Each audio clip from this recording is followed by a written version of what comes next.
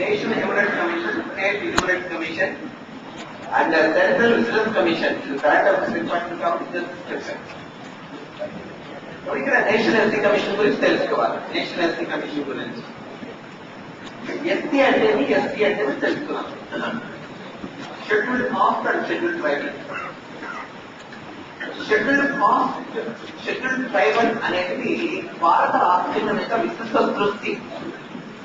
ఈ scheduled cost and scheduled tribals అంటే భారత రాజ్యాంగంలో 5వ షెడ్యూల్ నందు 6వ షెడ్యూల్ నందు కొన్ని కులాలను, కొన్ని తెగలను ప్రస్తావించడం మూలంగా వాటిని షెడ్యూల్డ్ కులాలని, వాటిని షెడ్యూల్డ్ జాబ్ పేరు వచ్చాయి. అందుకని భారత రాజ్యాంగం యొక్క విశిష్ట దృష్టి అది. ఎస్సీ అంటే ఒక క్యాస్ట్ కాదని, ఒక గ్రూప్ ఆఫ్ మెంబర్స్ అని అర్థం, ఒక కేటగిరీని అర్థం. ఆ ఎస్సీలో అనేక కులాలు ఉంటాయి, మళ్ళీ ఎస్సీలో అనేక జాతులు ఉంటాయి. మళ్ళీ కాబట్టి ఈ భారతదేశంలో తరతరాల నుంచి సాంఘిక, ఆర్థిక, రాజకీయ, విద్య, వైజ్ఞానిక అన్ని రంగాలలోనూ బాగా విడిపడిన కులాలు ఏమంటే ఎస్సీలు, మరి ఎస్టీలు. కాబట్టి వారిని 5th and 6th షెడ్యూల్లో పేర్కొని వారి ప్రత్యేక కుటుంబాల కల్పనకు మళ్ళీ 16వ భాగాన్ని ఏర్పాటు చేసి వారి కోసం 10వ భాగాన్ని ఏర్పాటు చేశారు. రాజ్యాంగ నిర్మాతలు కులాలని చేస్తారు. అంటే భారతదేశంలో బాగా వెనుకబడిన వర్గాలు ఎస్సీలు, ఎస్టీలు. దీని తర్వాత వెనుకబడిన కులాలు ఏమంటే అదర్ బ్యాక్వర్డ్ క్లాస్ అంటారు. అదర్ బ్యాక్వర్డ్ క్లాస్, దాన్ని మీరు ఓబిసి అంటారు. అలా ఎస్సీ, ఎస్టీ వాళ్ళు వెనుకబడ్డారు. వీటి తర్వాత వెనుకబడి వచ్చి ఓబిసి, అదర్ బ్యాక్వర్డ్ క్లాస్ అంటారు. అదే రాష్ట్ర ప్రతిపాదనలో దాన్ని బీసీ అంటారు, దాన్ని బీసీ అంటారు. గమనించాలి, బ్యాక్వర్డ్ క్లాస్ అంటారు. దీని గురించి మనం అంతా వర్గీకరణ చెప్పాలి అంటే చాలా పెద్ద టాపిక్స్. అదేలా మన భారత జాతీయ సామాజిక అన్ని అంశాలు క్రోడీకరిస్తారా, దీనికి అంత అవసరం ఉండదు. ప్రధానంగా just examination point of view చూడాలి. ఓకే, సరే, మీకు చెప్తాను చూడండి. ఎస్సీలు ఉన్నారు, ఎస్టీలు ఉన్నారు, బీసీలు ఉన్నారు. ఇంకా 1,00,000 సంవత్సరాలు ఇదే రిజర్వేషన్ ఇచ్చిన వాళ్ళకు అభివృద్ధి అంటూ ఉండదు. 1,00,000 సంవత్సరాలు. ఎందుకంటే మెరుగైన ప్రత్యేక సదుపాయాలు వాళ్ళకు కల్పన దిశలో ప్రభుత్వం లేదు. రాజకీయంగా రిజర్వేషన్స్ ఉన్నాయి, విద్యాపరంగా రిజర్వేషన్స్ ఉన్నాయి, ఉపాధి పరంగా రిజర్వేషన్స్ ఉన్నాయి. పొందిన వాడే పొందుతున్నాడు, తిన్నవాడే తింటున్నాడు, తినని వాడి ఇంకా అర్హత వస్తున్నాడు. ఇప్పుడు కూడా వాళ్ళ వృత్తులు వాళ్ళు అంటే చేపడుతున్నారు. ఇప్పుడు కూడా అడగాలని ప్రధానికము యాక్ట్లే ఉన్నారు. కాబట్టి రిజర్వేషన్స్ ఎట్లా అందించాలి, దానికంటే ఒక కమిషన్ ఏర్పాటు చేసి, ఒక హేతుబద్ధతను ఏర్పాటు చేసి, ఎలా రిజర్వేషన్స్ కల్పిస్తే అవి ఆ జనాలకు దగ్గరగా వెళ్ళడానికి ఆస్కారం ఎన్ని ప్రభుత్వాలు గ్రహించాలి. ప్రభుత్వాలు 24 hours వాళ్ళ ఓట్ బ్యాంక్ దోపిడీ చేయడం కాకుండా మరి ఏ విధంగానూ మనం ఉపయోగించుకోవట్లేదు. ఇవన్నీ ఎస్సీలు ముఖ్యంగా బీసీలు కూడా. ఓకే, గమనించాలి. బ్యాక్వర్డ్ క్లాసెస్ లో మీకు కొన్ని కులాలు ఉంటాయి. For example Telangana area BC కులాలు 110 కులాలు ఉంటాయి.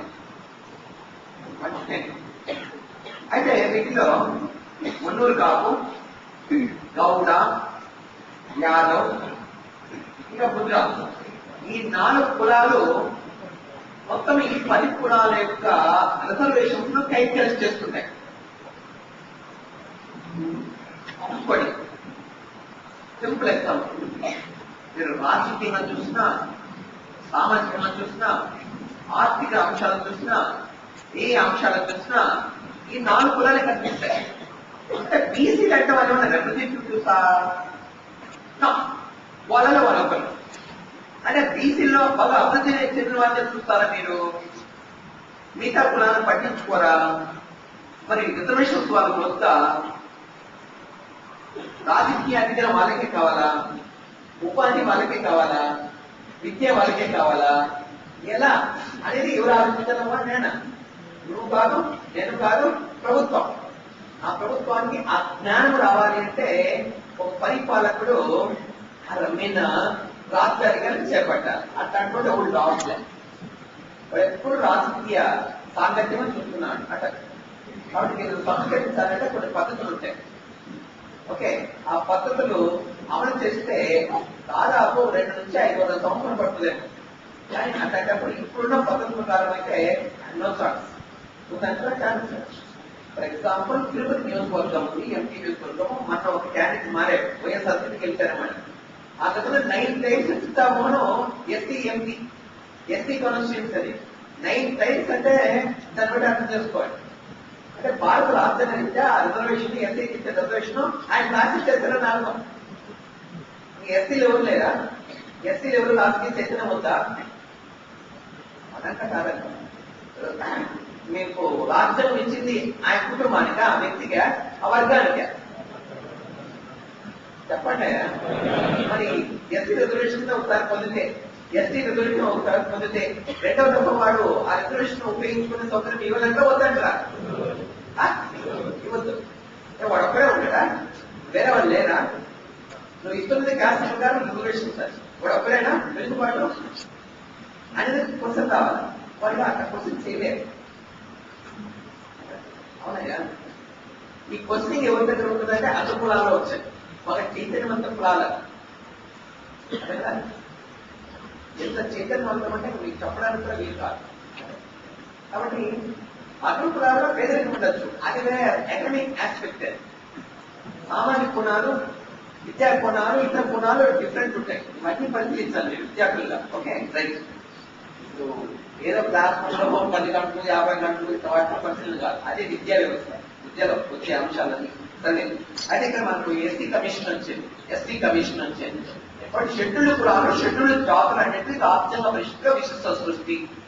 5వ షెడ్యూల్ 6వ షెడ్యూల్ కొన్ని కులాలను జాతులను పేర్కొనడం అనేది వాళ్ళు షెడ్యూల్ కాస్ట్ అని, షెడ్యూల్ ట్రైబల్స్ అని పేర్కొంటారు. వారు కాకుండా ఇతర వెనుకబడిన వర్గాలు వచ్చి ఎవరు అదర్ బ్యాక్వర్డ్ క్లాసెస్ అని తెలుసుకోవాలి. సరే, అంటే భారత రాజ్యాంగం ఏం చేస్తుంది? భారత రాజ్యాంగము 338 ఆర్టికల్ ప్రకారం ఎస్టీ అభివృద్ధి కోసం ఒక స్పెషల్ అడ్మినిస్ట్రేటర్ ఒక ప్రత్యేక అధికారిని నియమించి అధికారి ద్వారా వాళ్ళ బాగోగులు చూడాలి అని పేర్కొంటుంది. ఏది? 338 ఆర్టికల్ ఎస్టీ సంక్షేమానికి ఒక ప్రత్యేక అధికారిని నియమించాలి అని పేర్కొంటుంది. ఇది ఫోర్మల్ అన్ని ఉంటాయి దాంట్లో, just Virali. Okay,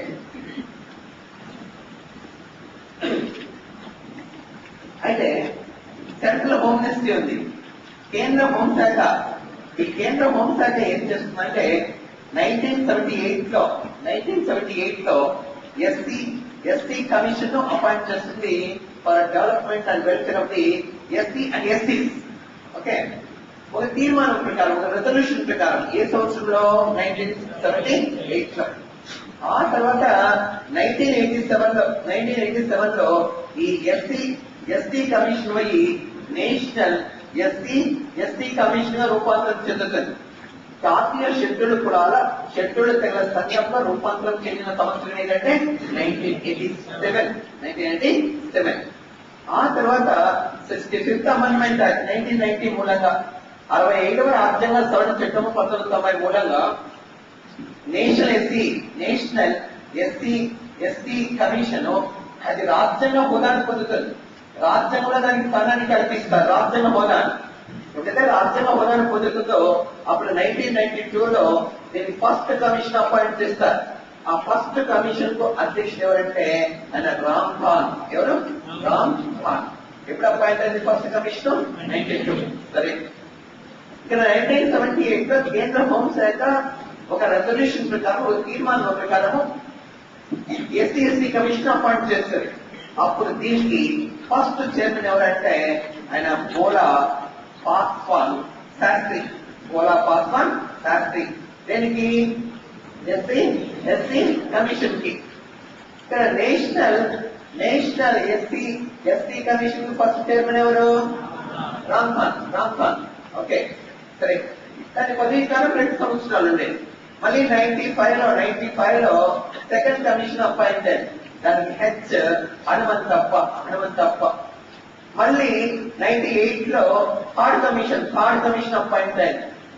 third commission దానికి అధ్యక్షుడు దిలీప్ ఓకే, దిలీప్ సింగ్ గురియా, దిలీప్ సింగ్ గురియా. మళ్ళీ 4th కమిషన్ అపాయింట్ అయింది 2002లో 4th కమిషన్. ఓకే, దానికి అధ్యక్షుడు వచ్చి బిజు శంకర శాస్త్రి. శంకర శాస్త్రి అంటే మన తెలుగు ప్రకారం మన బ్రాహ్మణులు అనుకున్నాను, అట్టేం కాదు. నార్త్ ఇండియాలో ఎస్సీ ఎస్టీ వర్గాలు శాస్త్రి అట్లాంటి పదాలు పెట్టుకోవడం చాలా సాధారణం. ఓకే, కాబట్టి ఎస్సీ కమిషన్ కానీ ఎస్టీ కమిషన్ వచ్చే సభ్యులంతా ప్రధానంగా ఆ వర్గాల వారే ఉంటారు. అదంతా గ్యాస్ బాగా అక్కడ గమనించాలి. కాబట్టి అలా మనకు national SC commission first chairman Ramdas, 2వ అధ్యక్షుడు వచ్చి చర్మతప్ప, 3వ అధ్యక్షుడు వచ్చి బిలేష్ కొరియా, 4వ అధ్యక్షుడు వచ్చి బిజు శంకర్ శాస్త్రి. ఆ దశలో ఏమైంది, 89 అమెండ్మెంట్ యాక్ట్ 2004 ద్వారా 89వ రాజ్యాంగ సవరణ చట్టం 2004 ద్వారా ఈ నేషనల్ ఎస్సీ కమిషన్ అనేది బైఫర్కేషన్ చెందుతుంది. అంటే 2 కమిషన్లు ఏర్పడతాయి. అవి national SC commission and national ST commission. అప్పుడు ఎప్పుడైతే 2 కమిషన్లు ఏర్పడతాయో అప్పుడు 338 ఆర్టికల్ ప్రకారము నేషనల్ ఎస్సీ కమిషన్ ఏర్పాటు చేయాలంటారు. 338 ప్రకారము నేషనల్ ఎస్సీ కమిషన్ అపాయింట్ చేయాలన్నారు. ఆ విధంగా నేషనల్ ఎస్సీ కమిషన్ ఆవిర్భవించాయి. That's the evolution of these commissions. ఆ ఎవల్యూషన్ మీకు చెప్పిందేమో 10 పాయింట్స్ ఉంటాయి, కానీ దాన్ని అది ఎక్సలెంట్ లాక్కోవడానికి అదే కదా మాకు కొన్ని సంవత్సరాలు కూడా పట్టుకుంటారు. అదే కదా, ఎక్కడంటే అక్కడ అవైలబిలిటీ ఉండదు. మీకు సిలబస్ చేంజ్ చేసిన తర్వాత వాటి మీద చాలా ఇంకా కమిషన్స్, వాటి ఎవల్యూషన్ ఎట్లా ఏమి అనేది. ఓకే, అవి పుట్టపూర్వోత్తరాలు, అవి ఈజీ. నేను ఈజీగా ప్రాసెస్ ఇచ్చేసాను ఇక్కడ. ఇప్పుడు నాకంత ఈజీగా పెట్టుకుంటూ ఒక దాని మీద చాలా సమాచారం ఉంటుంది నా దగ్గర, గమనించాలి. అంటే దట్స్ ఇంపార్టెంట్. అది మీకు ఇక్కడ నుంచి ప్రశ్న ఒకసారి 2008 అడిగారు ప్రశ్న ఏమని, ఎస్సీ ఎస్టీ కమిషన్ ఏ ఆర్టికల్ ప్రకారం ఏర్పాటు చేస్తున్నాయి? National SC ST commission first అధ్యక్షుడు ఎవరన్నారు? ఎస్సీ ఎస్టీ కమిషన్ అధ్యక్షుడు శాస్త్రి. అయితే నేషనల్ ఎస్సీ కమిషన్ ఉంది కదా, నేషనల్ ఎస్సీ కమిషన్ దీనికి తొలి అధ్యక్షుడు ఎవరు అంటారు? ఆయన సూరజ్ పాల్. ఓకే, సూరజ్ పాల్ అనేవాడు మొదటి అధ్యక్షుడు. ఓకే, మొదటి అధ్యక్షుడు. మళ్ళీ 2వ అధ్యక్షుడు వచ్చి బూటా సింగ్. 2వ అధ్యక్షుడు ఎవరు? బూటా సింగ్. ఈయన ఫస్ట్, ఈయన సెకండ్. ప్రస్తుత అధ్యక్షుడు ఎవరంటే ప్రస్తుతం ఆయన P L Muniya. Next ST commission ఉంది. ఎస్టీ కమిషన్ కి ప్రజెంట్ మొదటి అధ్యక్షుడు వచ్చి కున్వర్ సింగ్. 2వ అధ్యక్షుడు వచ్చి అధ్యక్షురాలు ఊర్మిళ సింగ్. అంతవరకు గవర్నర్ గా పనిచేసింది ఊర్మిళ సింగ్. ప్రజెంట్ అధ్యక్షుడు ఎవరంటే ఎవరు? రామేశ్వర్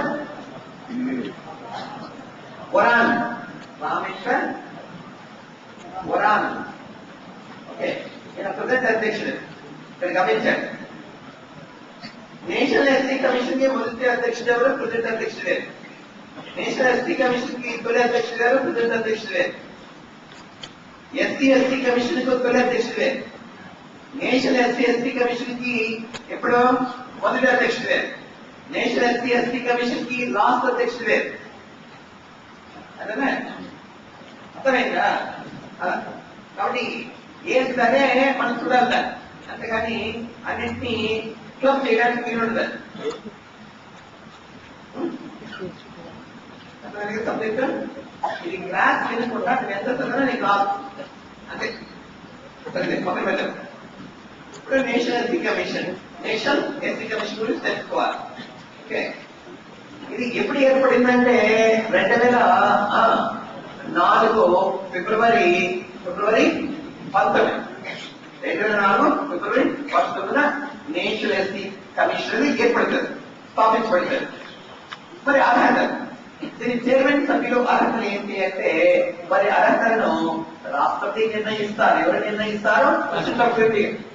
అంటే ప్రముఖ ఎస్సీ కులానికి చెందిన వారిని అధ్యక్షులు నియమిస్తారు, అది సభ్యుగా నియమిస్తారు. దాంట్లో ఎందుకని వాళ్ళ ప్రయోజనం వాళ్ళే కాంక్షిస్తారు, ఆ కులాల వారు వాళ్ళే ఎట్లా చెప్తారు.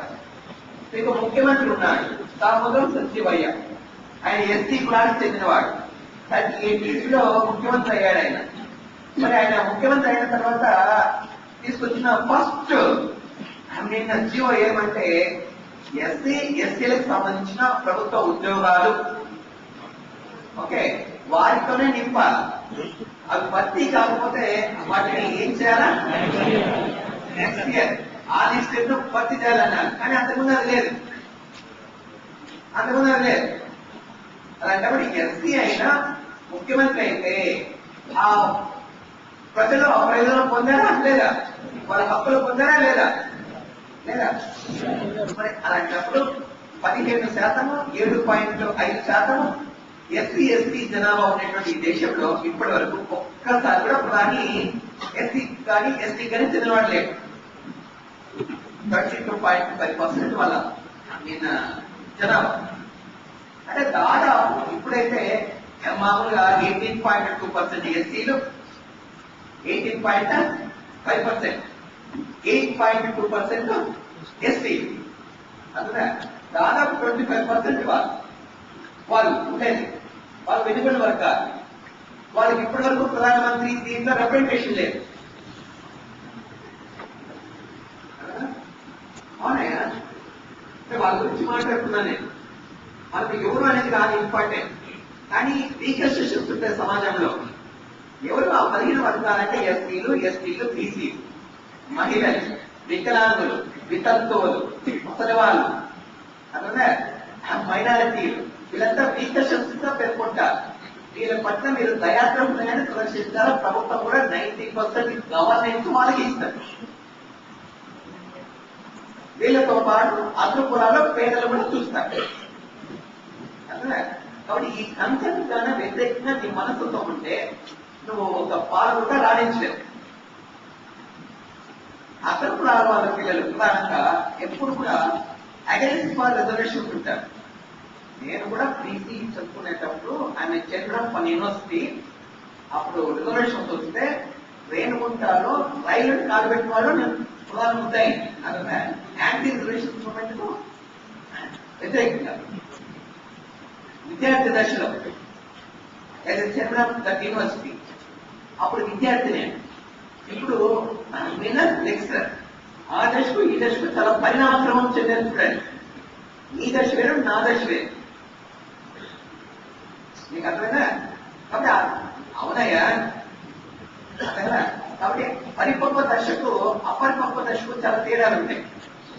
రిజర్వేషన్స్ ఇవ్వాలా వద్దా అనేది ఎవరు నిర్ణయిస్తారు? ప్రభుత్వం. అది హేతుబద్ధంగా ఉంటా లేదా అని ఎవరు నిర్ణయిస్తారు? కోర్టులు. ఏ కోర్టులు? Supreme court, high court. నువ్వు కోర్టు కాకపోతే ప్రభుత్వం కాకపోతే దేశంలో ప్రజలు నీకు నొప్పైంది కాబట్టి చూపిస్తున్నావు. అవసరానికి నొప్పైంది ఎట్ట?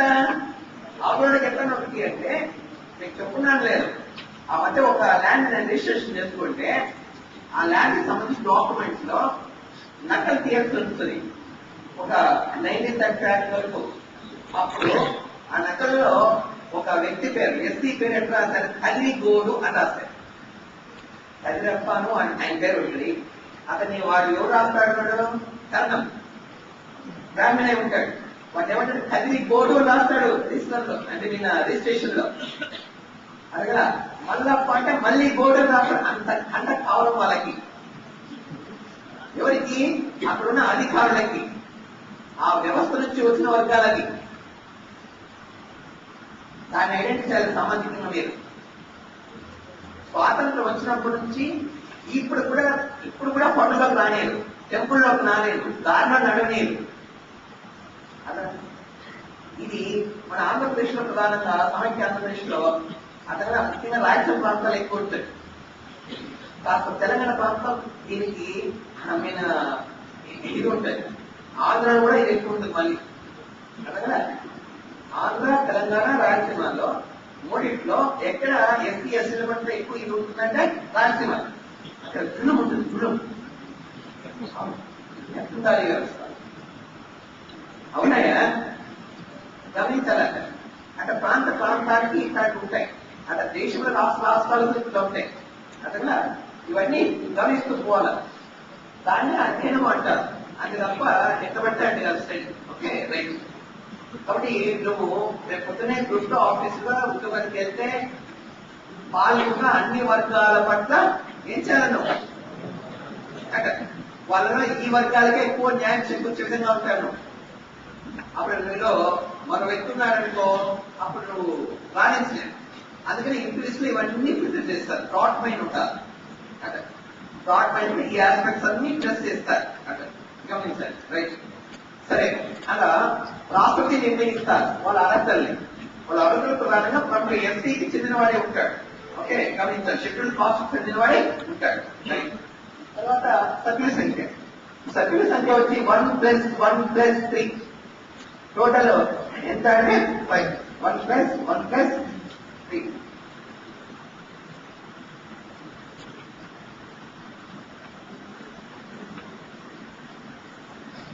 One plus 1+1+3 equals to 5. Total members ఎంత? 5. ఒక అధ్యక్షుడు, ఒక ఉపాధ్యక్షుడు, ముగ్గురు సభ్యులు. అధ్యక్షుడికేమో కేంద్ర క్యాబినెట్ మంత్రి హోదా, ఉపాధ్యక్షుడికేమో కేంద్ర రాజ్య మంత్రి హోదా, సభ్యులకేమో హోదా ఉంటుంది. కేంద్ర సహాయ మంత్రి హోదా లేదు. భారత ప్రభుత్వ కార్యదర్శి హోదా ఇచ్చారు. ప్రతి మంత్రిత్వ శాఖను డిపార్ట్మెంట్ అంటారు. Department of India, government of India. దానికి ఒక సెక్రటరీ ఉంటాడు, హోమ్ సెక్రటరీ. అలా ఆ సెక్రటరీ హోదాని ఇచ్చారు. అది చాలా గ్రేటెస్ట్ స్టేటస్ అది. కాబట్టి నేను చైర్మన్ ఏ హోదా ఉంది? క్యాబినెట్ మంత్రి హోదా. కేంద్ర ఉపాధ్యక్షుడికి ఏ హోదా? కేంద్ర రాజ్య మంత్రి హోదా. సభ్యులకి ఏ హోదా? భారత ప్రభుత్వ కార్యదర్శి హోదా ఉంటుంది. ఫర్ ఎగ్జాంపుల్, ప్రశ్న, భారతదేశంలో కేంద్ర క్యాబినెట్ మంత్రి హోదా ఉన్న వాళ్ళని ఒక ఉన్నాయి. ఒకటి లోక్సభలో, రాజ్యసభలో ప్రధాన ప్రతిపక్ష నాయకులు. లోక్సభలో public account committee chairman, planning commission deputy chairman, planning commission deputy chairman, national SC commission chairman, వీరికి కేంద్ర క్యాబినెట్ మంత్రి హోదా ఉంటుంది. ఇప్పుడు కేంద్ర రాజ్య మంత్రి హోదా ఎవరికి ఉంటుంది అంటే ప్లానింగ్ కమిషన్ యొక్క సభ్యులకి, నేషనల్ ఎస్సీ కమిషన్ యొక్క ఉపాధ్యక్షునికి, కేంద్ర రాజ్య మంత్రి హోదా ఉంటుంది. గమనించాలి. అక్కడ ఉంటారు ఫస్ట్. ఓకే, అవి ఏ సబ్జెక్ట్ లో రాసి పెట్టుకుంటాను నేను. మీరు ఇది విన్న తర్వాత పోయి అన్ని ఒక చోట క్లాస్ గా రాసుకోవాలి. ఓకే, మీరు వెతికి రాకుండా అప్పుడు బాగా గుర్తుంది సబ్జెక్ట్. ఇవన్నీ నోట్లు రాసుకోండి. సరే, 1+1+3 ముగ్గురు సభ్యులు. ఈ ముగ్గురు సభ్యులలో ఒక మహిళా సభ్యురాలే ఉంటారు. మామూలుగా ఎస్సీలకు అందించే రిజర్వేషన్స్ ఆ మహిళకి ఎంత శాతం ఇవ్వాలా? 1/3. అలాంటప్పుడు ముగ్గురు సభ్యులలో ఎంత మంది? ఒకరు. కాబట్టి ఒకరు మహిళా సభ్యురాలే ఉండాలి. అదే నేషనల్ ఎస్సీ కమిషన్ లో కూడా ఒకరు మహిళా సభ్యురాలే ఉండాలి. ప్రశ్న, మహిళ సభ్యురాలుగా ఉండాల్సిన, తప్పనిసరిగా సభ్యురాలుగా ఉండాల్సిన కమిషన్ గుర్తించాడు. ఒకటి, ఒక మహిళ సభ్యురాలుగా తప్పనిసరిగా ఉండాల్సిన సంస్థను గుర్తించాడు. అర్థమైందిగా? National SC commission, national commission for women, ఇవన్నీ. ఓకే, గమనించాలి. రైట్. నెక్స్ట్ తర్వాత నియామకం. ఎవరు నియమిస్తారంటే రాష్ట్రపతి నియమిస్తారు. సైలెంట్ పెట్టి రాష్ట్రపతి సంతకం మరియు ముద్ర నియమిస్తాడు. సంతకం మరియు ముద్ర మీకు చెప్పాను రాష్ట్రపతిలో ఎస్ అంటాం. కాబట్టి ఎస్సీ కమిషన్ చైర్మన్ అంటే, ఎస్టీ కమిషన్ చైర్మన్ అంటే, నేషనల్ హ్యూమన్ కమిషన్ చైర్మన్ అంటే ఈ ముగ్గురు ఇక్కడ రాష్ట్రాల సంతకం మరియు ముద్ర అంటారు. రాష్ట్ర సంతకం మరియు ముద్ర. ఓకే, అదే అటార్నీ జనరల్, యూపీఎస్సీ చైర్మన్ మరియు సభ్యులు మరియు ఎలక్షన్ కమిషనర్స్, అధికార పాలక సంఘం, వీరందరూ రాష్ట్రపతి సంస్థకు ఉండేటువంటి ఒక ముద్ర ద్వారా నియమించబడతారు. దాన్ని కూడా అపాయింటెడ్ బై ప్రెసిడెంట్ అంటారు. కానీ కాపు ముఖ్యమంత్రులు, గవర్నరు, సుప్రీంకోర్టు, హైకోర్టు ప్రధాన న్యాయమూర్తులు, వీళ్ళు అంత రాష్ట్రపతి చేత సైన్ అండ్ సీల్ అంటారు. సంతకం అని ముద్ర చేత నియమించబడతారు. సంతకం అంటే దట్ అఫీషియలీ అని.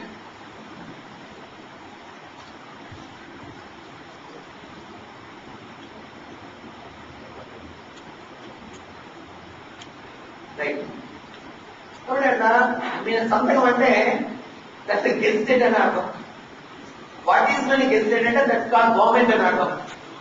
పొద్దున మీరు డిప్యూటీ తహసీల్దార్ అయితే దట్స్ కాల్డ్ ఎగ్జిక్యూటివ్. సాధించిన అధికారులు మీరు. ఆ కార్మికుల్లో స్వతంత్రత వస్తే దాన్ని గెజిటెడ్ అంటారు. అప్పుడు తహసీల్దార్ అవుతారు. అప్పుడు మీకు గ్రీన్ సైన్ ఇస్తారు. గ్రీన్ సైన్ అప్పుడు మీరు బాడీ అంతా ఇట్లా సైన్ ఉంటుంది. మళ్ళా మీరు ఏ మండలానికి అని ఏ మండలానికి అంటే రౌండ్ సైన్. వీడు తహసీల్దార్ గారు అనేది తెలిసి ఉంటున్నారు. ఒక్కసారి సైన్ పెడితే ఇంకా మీ ఆర్డర్ ఎవడైనా బోర్ వేసుకుంటాడు. ఏం రా భూగర్భ జలాలు లేవు ఇక్కడ ఎట్టేస్తారా పోదు. నా భూమి నా ఇష్టం అంటున్నాడు. నీ భూమి నీ ఇష్టం గడ్డబాలు తీసుకుంటానేనంటా ఉన్నా. సమన్ ఇష్యూ చేస్తాం, అరెస్ట్ చేస్తాం, 6 నెలల జైలు మొత్తం, 2,000 రూపాయలు జరిమానా. ఎట్లా? వాడి భూమి వాడి కోడు వాడి డబ్బు. నువ్వేమన్నా ఆశించాలి. నీ అధికారం, నీ సంతకము, నీ ముద్ర. వెళ్దా నేను ఎవరైనా పుట్టాలన్నా తెచ్చుకోవాలన్నా నీ దగ్గరనే నమోదు చేసుకోవాలి.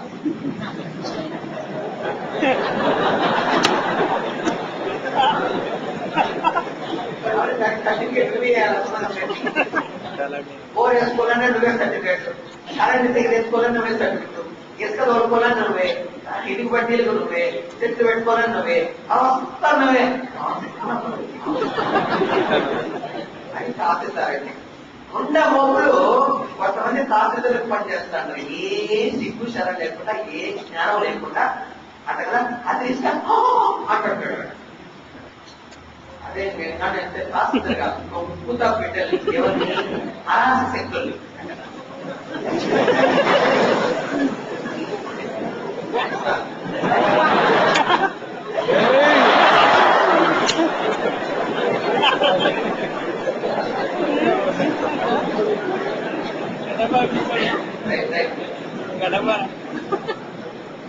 మనుషులో ధైర్యం ఉండాలయా, ధైర్యం.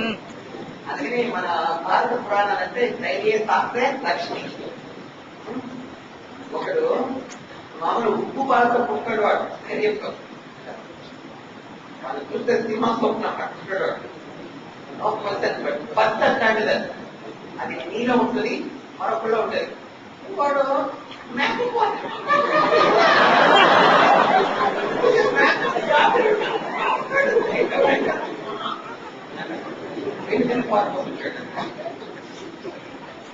అవునా? మగాడికి కొన్ని లక్షణాలు ఉన్నాయి. ఆ లక్షణాలతో ఉండాలి మగవాళ్ళు. ఆడవాళ్ళకు కూడా కొన్ని లక్షణాలు, వాళ్ళు కూడా అట్లాంటి లక్షణాలతోనే ఉంటారు.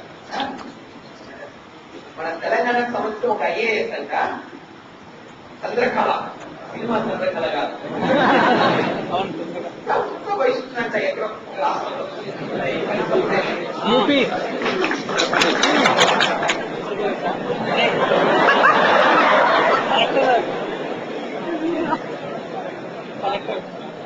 తెలంగాణ బిడ్డ నువ్వు కూడా అట్లా పోయి తెలంగాణ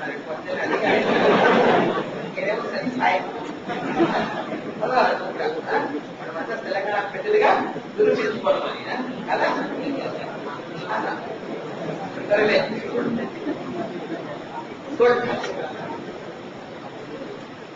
అధికారం లక్ష్యం ఉండాలి కదా, అనంత కాదంట గమనించాలి. బేసిక్ గా దాని మీద ఇంట్లో గొప్పకోవడం మంచిది. ఏంటి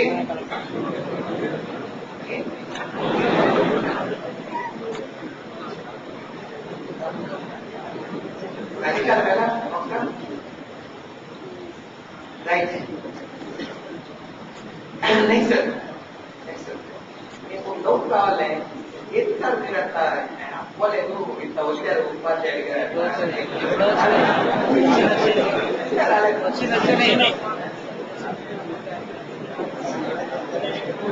we are come from other subject to what extent underneath. We are from others to what extent. మనము ఇతరులకు సేవ చేస్తాం ఎంతవరకు, మన సుపీరియర్ థ్యాంక్స్ అయ్యేవారు. బట్ థ్యాంక్స్ లేకపోతే మన అధిస్తాడు తెలియస్తాడు. స్వతంత్రుడు ఆయన బాస్. మీరు అది వినంటాయా, నేను చెప్పింది కానీ కొటేషన్ ఇంటి కృష్ణమూర్తి ఫిలాసఫర్, వరల్డ్ ఫిలాసఫర్ ఆయన. భర్త మై భర్త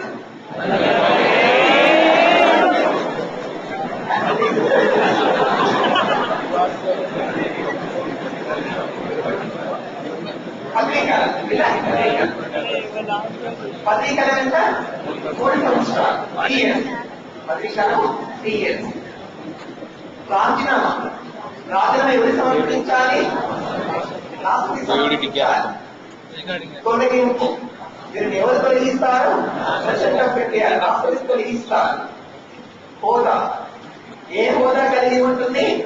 సివిల్ కోర్టు హోదా కలిగి ఉంటుంది. సివిల్ కోర్టు హోదా ఇక్కడ ఆగాలి. ఏది సివిల్ కోర్టు హోదా అంటే, సివిల్ కోర్టు అంటే మామూలుగా తప్పు చేసిన వ్యక్తులకు లేదా నిందితులకు సమన్లను జారీ చేస్తుంది. ప్రభుత్వ రికార్డులను తెప్పించుకుంటుంది, సాక్షులను విచారిస్తుంది, శిక్షలు విధించే అధికారాన్ని కలిగి ఉంటుంది. ఇలాంటి హక్కులను చలాయించే ఒక కోర్టు సివిల్ కోర్టు అంటారు. అలాంటి హక్కులనే ఈ యొక్క నేషనల్ ఎస్సీ కమిషన్ కూడా కలిగి ఉంటుంది. అది సివిల్ కోర్టు అంటారు. గమనించాలి, ఒక్కసారి ఎవరైనా నేషనల్ ఎస్సీ కమిషన్ వెళ్ళారంటే ఎవరు అయిపోయినారని అర్థం. ఎస్సీలు వాళ్ళ హక్కులను ఇతరులు బాగా రాస్తున్నారనే ఉద్దేశంతో నేషనల్ ఎస్సీ కమిషన్ యొక్క గడప తొక్కారు అంటే అవతలకి మూడింది అని అర్థం. వాడికి ఎంత ప్రభుత్వ అధికారి అనేది దానికి సంబంధం లేదు. ఇష్యూస్ ఎంక్వైరీ దాంట్లో శిక్షలు వెంటనే అలా గమనించాలి. నెక్స్ట్ ప్రధాన విధి ఏంటో టీచ్ ద క్వాలిటీ అంటే టీచ్ ద జాగ్రత్త, టీచ్ ద ఎస్టీనెస్, టీచ్ ద క్వాలిటీ. టీచింగ్ అది టీచ్ ద క్వాలిటీ. సరే, ఈ ప్రధాన విధి ఓన్లీ గ్రూప్ 2 అంటారు. దీని ప్రధాన విధి ఏమై ఉంటుంది?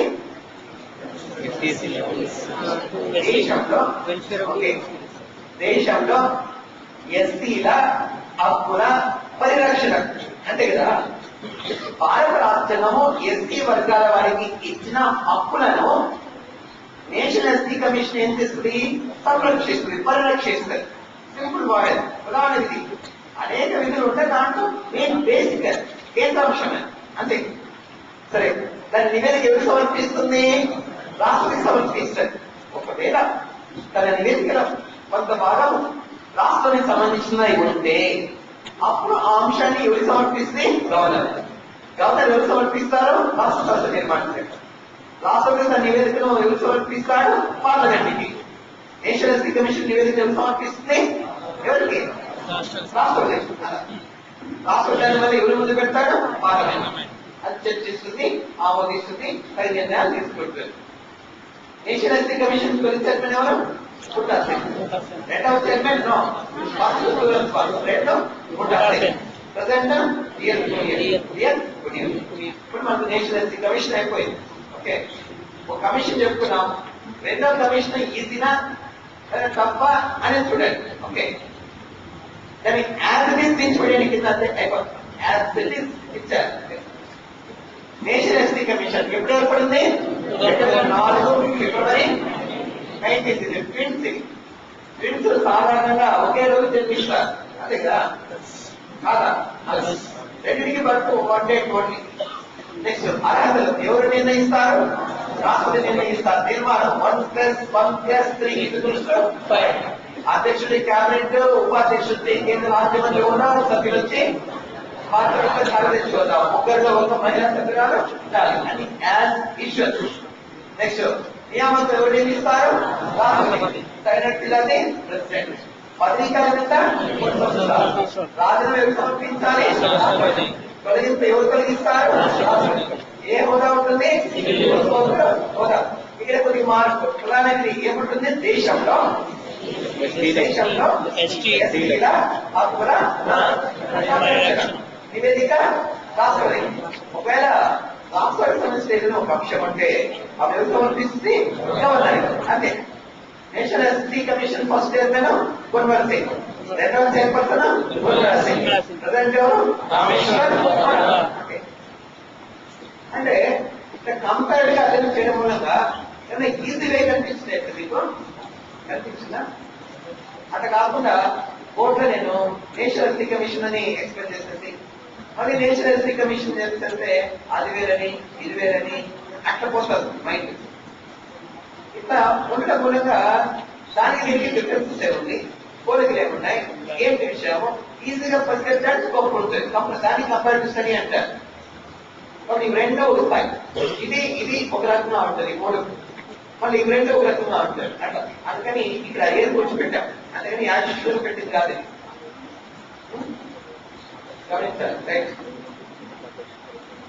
సరే, ఇప్పుడు నేషనల్ బీసీ కమిషన్ ఇంకా ఆల్రెడీ చెప్పాను. ఇప్పుడే బ్యాక్వర్డ్ క్లాసెస్ అనేది ప్లాన్ కి ప్రతిపాదకులు అంటారు. కేంద్రంలో ఏముంటుందంటే అదర్ బ్యాక్వర్డ్ క్లాసెస్ ఉంటాయి. భారతదేశంలో బాగా వెనుకబడిన వర్గాలు ఎవరంటే ఎస్సీ ఎస్టీ. ఏమన్నా ఇంట్రెస్ట్ పెడితే అడుగుతారు క్వశ్చన్. మీకు బాగా దేశవ్యాప్తంగా రాష్ట్ర వ్యాప్తంగా మీరు ఎవరిని అభిమానిస్తారో అంటారు అనుకోండి. ఏమో చెప్పినప్పుడు మనము ఎస్సీ బీసీ, మహిళలు, మైనార్టీలు, వితంతువులు, వికలాంగులు, పేదలు ఒక్క నువ్వు ఫెడరలిస్ట్ అంటావు. నెహ్రూ నిలవెత్తు ఫెడరలిస్ట్. ఎస్ అన్నా నెహ్రూ అయ్యా అది డ్రెస్సే ఫెడరలిస్ట్ చేయాలి.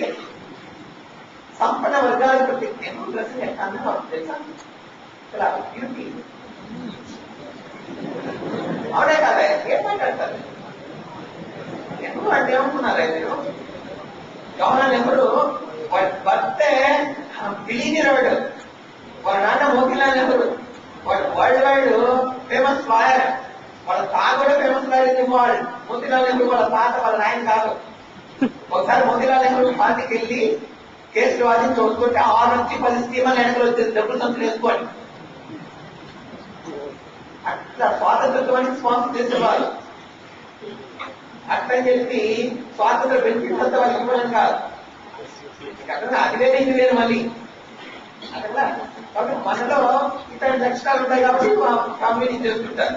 అంటే చాలా రిచ్ ఫ్యామిలీ. అందుకని అయితే నెహ్రూ చూడండి, ఆయన నిలవెత్తు ఫిడలిస్ట్ నిజానికి. But it always talks about socialism. అందులో డెమోక్రటిక్ సోషలిజం. సామ్యవాదం అంటే ధనిక పెద్దల సామ్యాన్ని తగ్గించాలి. వీడి డ్రెస్సే కొన్ని లక్షలు అప్పుడు. అనగా రాజకీయ శాస్త్రం ఒకసారి రష్యాకి వెళ్ళాలంటే మామూలుగా చిన్న కథ సొక్క చిన్న కథలు వేసుకొని పోతే ఇప్పుడు ఏరా కొట్టుడా పోతానో సరిగ్గా అంటే ఏముంది అంటే ఏముంది మైనస్ ఉంటుందా అని చెప్పి తన కోర్టు ఇచ్చి అదలా ఆయన తెలుసుకోమన్నాడు. అప్పుడు అర్జెంట్ గా విమానం ఎక్కేటప్పుడు పేర్లు లేకపోతే ఆయన ఆ కోర్టు తగ్గించుకున్నారు. ఒకేందుకు వెళ్ళిపోతే అది అదలా అరే మరి మెచ్చుకోవాలి సార్ అంటే అప్పుడు దేశం శాఖ ఉంటాయి ఎవరు అంత సంపన్న వర్గానికి చెందినవాడు. ఆయనకు అనేక మంది గర్ల్ ఫ్రెండ్స్ ఉండేవాళ్ళు. గర్ల్ ఫ్రెండ్స్ అంటే మీరు కాపాడారు కదా. ఒకసారి కేంబ్రిడ్జ్ నుంచి గర్ల్ ఫ్రెండ్ వచ్చింది. నెహ్రూ తన ఫ్యాట్ కంటెంట్ ఎంతుందో చూపెట్టాలనుకున్నాడు. అప్పుడు 1000 రూపీస్ అంటే చాలా వాల్యూ. 1000 రూపీస్ కాచుతో టీ మరిగించి అవి టీ తాగాడు. 1000 రూపీస్ నోట్ అంటే అప్పుడు కొన్ని చెప్పడానికి లేదు. ఆ ఎన్ని 1000 రూపీస్ మరిగిస్తే చాయ్ మరుగుతుంది. అమ్మాయి చాయ్ మరి మా పుస్తకాలు చాయ్ మరిగించు రాదా? కాకపోతే వెళ్ళినారు కదా, దాంట్లో స్టోరీ చెప్తున్నాను.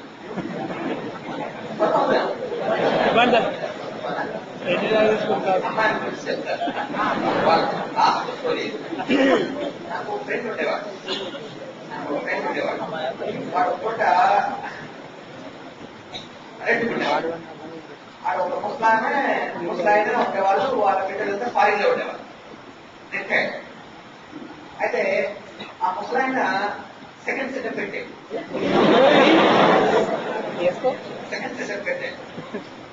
ప్లస్ ఆమెకి ట్రిపుల్ బెడ్రూమ్ ఫ్లాట్స్ లో కొనిచ్చాడు.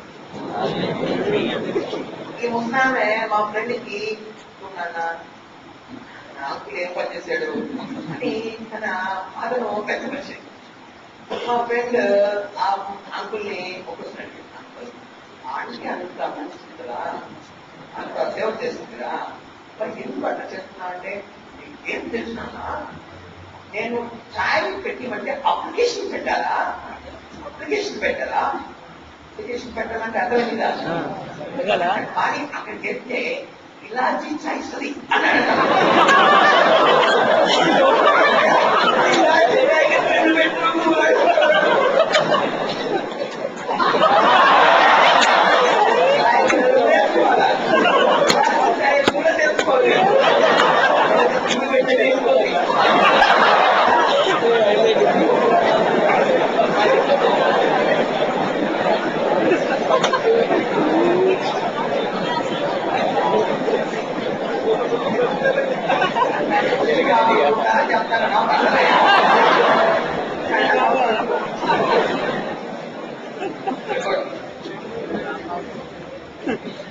జనాలు ఏం చేయాలా? ఇది నాగరిక సమాజం కాదు, మనకు కాదు. కాబట్టి అలా మనకు బ్యాక్వర్డ్ క్లాసెస్ కాబట్టి నేను బ్యాక్వర్డ్ క్లాసెస్ అనే పదం భారతదేశంలో తొలిసారిగా ఏ సంస్థానంలో చర్చకొచ్చింది అనేది ఇంపార్టెంట్. 1921 లో మైసూరు సంస్థానంలో వెనుకొండ వర్గాలకు ప్రాధాన్యత రిక్రూట్మెంట్ ని నిర్వహిస్తున్నారు. ఎందుకని ఆ రోజుల్లో అన్ని ప్రభుత్వ ఉద్యోగాలు బ్రాహ్మణులే చేపట్టేవారు. నాన్ బ్రాహ్మిన్స్ అందరినీ ఆ రోజు బ్యాక్వర్డ్ క్లాసెస్ గా పేర్కొంటాం. వాళ్ళకు ఉద్యోగాలలో ప్రభుత్వ ఉపాధిలో ప్రాధాన్యత కల్పించాలి, రిజర్వేషన్స్ కల్పించాలి అనేందుకు ఫస్ట్ టైం 1921 లో మైసూరు సంస్థానంలో బ్యాక్వర్డ్ క్లాసెస్ అనే పదాన్ని ఉపయోగించారు. అది ఈ భారతదేశంలో ఫస్ట్ టైం వెనుకొండ వర్గాలు బ్యాక్వర్డ్ క్లాసెస్ అనే పదాన్ని ఎక్కడ ఉపయోగించారంటే మైసూరు సంస్థానం. ఏ సంవత్సరం? 1921 లో. ఎందుకు ఉపయోగించారంటే ఉద్యోగ ప్రాధాన్యత రిక్రూట్మెంట్ విషయంలో. ఆ రోజుల్లో ఉద్యోగాలని ఎవరు చేపట్టేవారు? బ్రాహ్మణులు. బ్రాహ్మణుడు అంటే బ్రహ్మజ్ఞానం కలిగిన వాడు, చదువు సంగతి కలిగిన వాడు, మంచి ఏది చెడు అనేది విచక్షణ జ్ఞానం కలిగిన వాడు అని అర్థం. మరి అలాంటప్పుడు క్లాస్ లో ఉన్న మీరందరూ ఎవరు? బ్రాహ్మణులే అంటారు. అర్థం చెప్పాలంటే బ్రాహ్మణుడు వేరు, కులం వేరు. మళ్ళీ బ్రాహ్మణ కులం వేరు. అట్లా బ్రహ్మజ్ఞానం కలిగిన వాడు బ్రాహ్మణుడు. అన్ని అంశాల మీద అవగాహన ఉన్నవాడు, అవసరం పట్టిన వాడు అని అర్థం. అంతే, ఏం లేదు. సరే, ఆ విధంగా బ్యాక్వర్డ్ క్లాసెస్ అనే దానికి చర్చ వచ్చేది. భారత రాజ్యాంగంలో 340 ఆర్టికల్ ఏమంటుందంటే సామాజికంగా, విద్యా విషయంగా బీసీల అభ్యున్నతికి ఒక కమిషన్ ఏర్పాటు చేయాలంటారు. ఆ విధముగా భారత ప్రభుత్వము 1953లో ఫస్ట్ బీసీ కమిషన్ అపాయింట్ చేస్తుంది కాకా కలేల్కర్ అధ్యక్షతన. ఆ కాకా కలేల్కర్ కమిషన్ ఏం చేస్తుందంటే 1954 లో తన రిపోర్ట్ సబ్మిట్ చేస్తుంది. ఆ కాకా కలేల్కర్ కమిషన్ భారతదేశంలో 3000 కొన్ని కులాలు వెనుకబడి ఉన్నాయని, దాంట్లో మళ్ళా 837 కులాలు బాగా వెనుకబడి కులాలు ఉన్నాయని, భారతదేశంలో మహిళలు అందరూ కూడా బ్యాక్వర్డ్ క్లాసెస్ అని పేర్కొంటుంది కాకా collector commission. That's called first BC commission. మహిళలు అందరూ బీసీలే, వెనుకబడిన వర్గానికి చెందిన వారే అని రికమెండ్ చేసిన కమిషన్ ఏదంటే ఫస్ట్ బీసీ కమిషన్. ఏదది? కాకా కలెక్టర్ కమిషన్. మహిళ అంటే వెనుకబడిపోయింది కదా, కాదా? కాదా? మహిళ అంటేనే వెనుకబడిపోయింది అని చెప్తుంది. అది నేను చెప్తుంది కాదు. అది ఏ విధంగా సాంఘికంగా, ఆర్థికంగా, రాజకీయంగా, విజ్ఞానపరంగా, విద్యాపరంగా, క్రీడా రంగాలలో అన్ని రంగాలలో పురుష సమాజంలో ఆమె వెనుకబడిపోయింది. కాబట్టి ఆమె సాధికారత కల్పించాలి. దాన్ని మహిళా సాధికారత, ఎంపవర్మెంట్ ఆఫ్ ఉమెన్ అంటారు. అది ఈ యొక్క మహిళా సాధికారతలో ఏ రంగానికి ఎక్కువ ప్రాధాన్యత ఇవ్వాలా? సాంఘికంగానా, ఆర్థికంగానా, విద్యాపరంగానా, లేదా ఆర్థిక పరంగానా? విద్యాపరంగా విద్య ఉండాలంటే గ్రూప్ చదువుకోవాలంటే ఏముంటారా కదా? చేస్తాం. ముందు మహిళ ఆర్థిక సాధికారత సాధించాలి. ఆర్థికంగా ఒక వ్యక్తి సాధికారత ఉంటే అన్ని రంగాల్లోనూ వాడు సాధికారత సాధిస్తాడు. చదువు ఉండదు, డబ్బు పుష్కలంగా ఉంటుంది, మంచి నీళ్ళ ఒక సెక్టరీలో పెట్టుకుంటాడు. కాదా? అనంత కాదంట. అనేది డబ్బు మూలం. 64 కళలు ఉంటే ఈ 64 కళల్లో ఉత్తమ కళ ఏంటంటే డబ్బు సంపాదన. యాక్చువల్ మనీ అంటే ఇన్ రైట్ వే అన్నానే డబ్బు సంపాదన కాదు. అవునే అంటాయా సరే. నెక్స్ట్ ఆ విధంగా ఫస్ట్ బీసీ కమిషన్ రికమెండ్ చేస్తుంది. మహిళలంతా బీసీలే. Right. Next BP Mandal commission. ఈ బీపీ మండల్ కమిషన్ ను రెండో బీసీ కమిషన్ అంటారు. 1978 లో జనరల్ ప్రభుత్వం అపాయింట్ చేస్తారు. 1980 లో రిపోర్ట్ సబ్మిట్ చేస్తారు. అది భారతదేశంలో 11 అంశాల ప్రతిపాదికన బీసీల గురించి వర్గీకరణ చేస్తారు.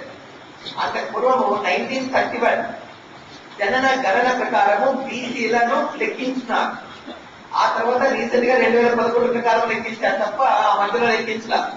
కాబట్టి 2031 జనాభా లెక్కలు అనుసరించి భారతదేశంలో హిందువులు కానీ, హిందూయేతరులు కానీ వెనుకబడి వర్గాలు 52% ఉన్నారని, 52% ఉన్నారని.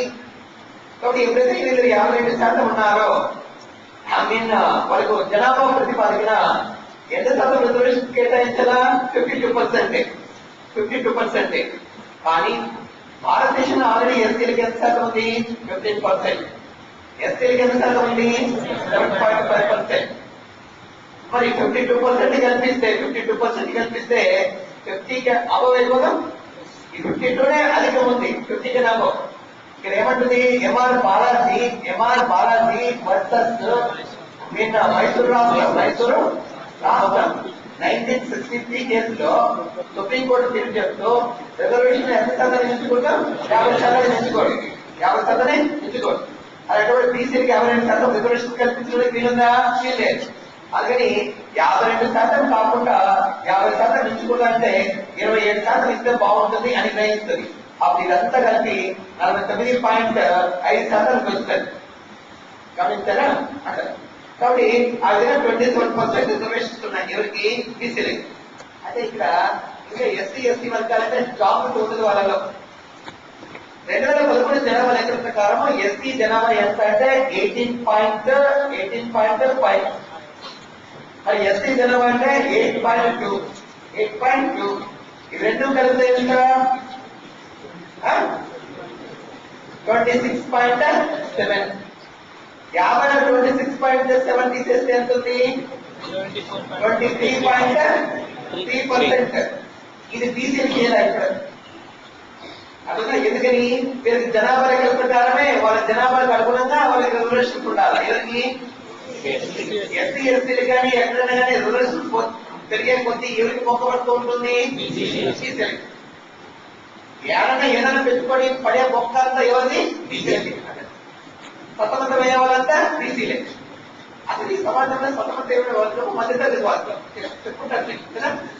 అసలు లైఫ్ ని ఎంజాయ్ చేయని వర్గం ఎవరంటే మధ్యతరగతి. వాళ్ళకి భయం, అది స్టార్ట్ లెక్క. ఎక్కడైనా ఒక సమాజంలో మధ్యతరగతి ఉన్నారు అంటే విప్లవానికి ఆస్కారమే లేదే అంటాడు. మధ్యతరగతి ఉన్న ప్రజానికము విప్లవాన్ని సృష్టించలేదు. వాళ్ళకి భయం పీడితులు వాళ్ళు అంటాడు. ఏదైనా ఒక విప్లవాన్ని సృష్టించాలంటే లోయర్ క్లాస్ లేదా హైయర్ క్లాస్ అంతే. వాళ్ళే లైఫ్ ఎంజాయ్ చేస్తారు. లోయర్ క్లాస్ ఎంత ఒక ఇల్లును కట్టేటువంటి కూలి ఉన్నాడు. వాడి పిల్ల వాడి కొడుకు కూలికి వెళ్తారు. వాడికి 200, 600 సంపాదిస్తారు. ఆ బియ్యం కొనుక్కుంటారు 1.5 కిలో, మటన్ కొనుక్కుంటారు 1 కిలో, మందు తీసుకుంటారు 2 బాటిల్. ఈ తాగాడు వాడు పిల్ల తాగాడు, కొడుకు తాగాడు, పిల్లలు పోతాడు, బాగా స్కూల్ పొద్దులేస్తారు. ఎట్లా మధ్య తరగతి వాడు అని ఇట్లా ఉద్యోగానికి వెళ్తాడు. ఏదో 400 సంపాదిస్తాడు. 400, 300 కూడా పెడతాడు. 100 రూపాయలు అట్లా ఇట్లా కట్ చేసుకుంటాడు. ఈ 300 భవిష్యత్తు కోసం ఆయన వాళ్ళు ఏమనుకుంటారు, వీళ్ళు ఏమనుకుంటారు, పిల్లి కొడితే కూడా దొంగ అంటాడు, నా కొట్టేస్తాను అంటాడు. వాడి కానీ కొడితే నీ అప్ప అనేస్తాడు. హైర్ క్లాస్ అయితే అన్న చంపేస్తాడు. ఎంతను హైర్ క్లాస్ వాడు ఎట్లా ప్లస్కి వెళ్తాడు, బాగా పిల్లల వరకు తాగుతాడు. ఆడ వాళ్ళు వీళ్ళుంటే ఎంజాయ్ చేస్తాడు. మనం కదా హై క్లాస్ వచ్చాడు. అవునండి కాదన్న చెప్పండి. కాబట్టి మనం 12 మేరకు వస్తున్నాడు. వాడు పిల్లల్ని పట్టించుకోడు, బిడ్డ పట్టించుకోడు, ఏం పట్టించుకోడు, తింటాడు, తాగుతాడు అని ఏం చేసేస్తాడు. మనం మాత్రం మనము మన పిల్ల, మన బిడ్డ, మన అన్న, పడేది ఎవరు చూస్తే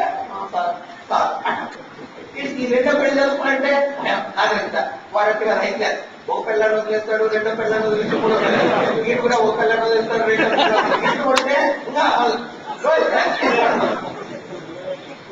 సామాజిక గట్టి అడ్డగానే నీకు అర్థం అవట్లేదు నేను చెప్పేది. ఇట్లా ఉంటారు కదా ఈ భారతీయ సమాజంలో. ఏ తరగతి ఎక్కువగా ఉంది? ఈ మధ్యతరగతి 24 hours ఆచరణ సాంప్రదాయాలకే కమిటెడ్గా ఉంటుంది. అదే అనిస్తాడు అంటాడు. ఈ మధ్యతరగతి ఉన్న సమాజంలో విప్లవానికి ఆస్కారం లేదని అంటున్నాడు. ఇక father of political science, not only father of political science, maths, engineering, A subject అని తీసుకో, అరిస్టాటిల్ ప్రమేయం లేకుండా ఇది MBA, MCA ఎక్కడైనా అరిస్టాటిల్ ప్రస్తావన లేకుండా ఆ సబ్జెక్ట్ ఉండదు. తెలుసా మీకు? వాళ్ళు అడిగి తెలుసుకోండి. లేటెస్ట్ ఫిలాసఫర్ ఆయన ఎవరు? కాబట్టి ఇక్కడ ఇది దీనికోసం ఎస్సీలు డిమాండ్ చేయాలి. మీరు ఎస్సీ పిల్లలు నేషనల్ ఎస్సీ కమిషన్ కానీ రాస్తే ఇచ్చేసుకొని మీరు ఎస్సీ పిల్లలు ఉంటున్నా ఏం రాజ్యాంగం ఏమంటుంది? 330 ఆర్టికల్ ఎస్సీ వర్గాలకు కేటాయించిన రిజర్వేషన్లు సముచిత ప్రాధాన్యం ఉండాలి. సముచిత ప్రాధాన్యం లేకపోతే ఆ ప్రాధాన్యం ఇచ్చే వరకు కేంద్ర రాష్ట్ర ప్రభుత్వాలు ప్రత్యేక శ్రద్ధ వహించాలని చెప్పారు. 330 ఆర్టికల్ ఎంత అర్థం? తెలిసి మనం చెప్తా 16th భాగం అని. మరి దాన్ని పూర్తిస్తూ ఒక లేఖ నేషనల్ ఎస్సీ కమిషన్ కి కేంద్ర ప్రభుత్వానికి, కేంద్రంలో సాంఘిక సంక్షేమ మంత్రిత్వ శాఖకి స్పందించాలంటే పార్లమెంట్ ఒక లేఖ రాయాలి, రాష్ట్రానికి ఒక లేఖ రాయాలి, ప్రధానికి ఒక లేఖ రాయాలి.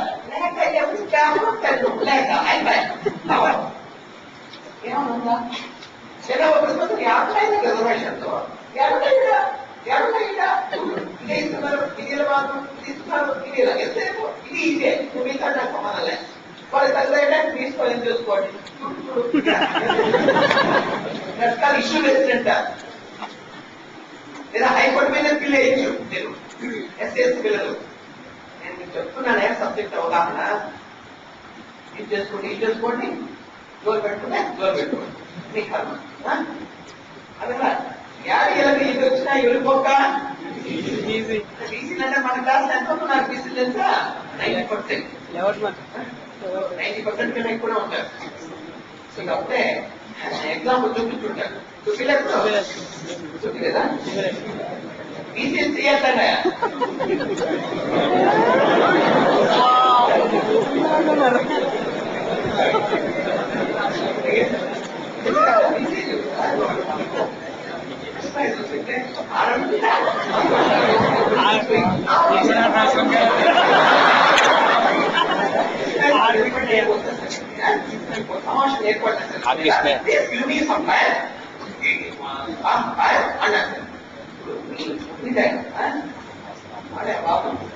not only our class, A class అంతే బీసీల పర్సెంట్ ఎక్కువ ఉంటారు. ఇక్కడ ఎంత ఉంది 52%. అగ్రకులాలు ప్రధానంగా ఏ సర్వీస్కి వెళ్తారు? సివిల్ సర్వీస్ ప్రధానంగా. ఉన్నత వర్గాలు అక్కడ ఎస్సీ ఎస్టీ వర్గాలు కూడా ఎక్కువ వెళ్తారు, రిజర్వేషన్స్ వాళ్ళకి బాగుంటాయి. ఇదంతా ఇట్లా అక్కడ బిఈడి బిఎస్సి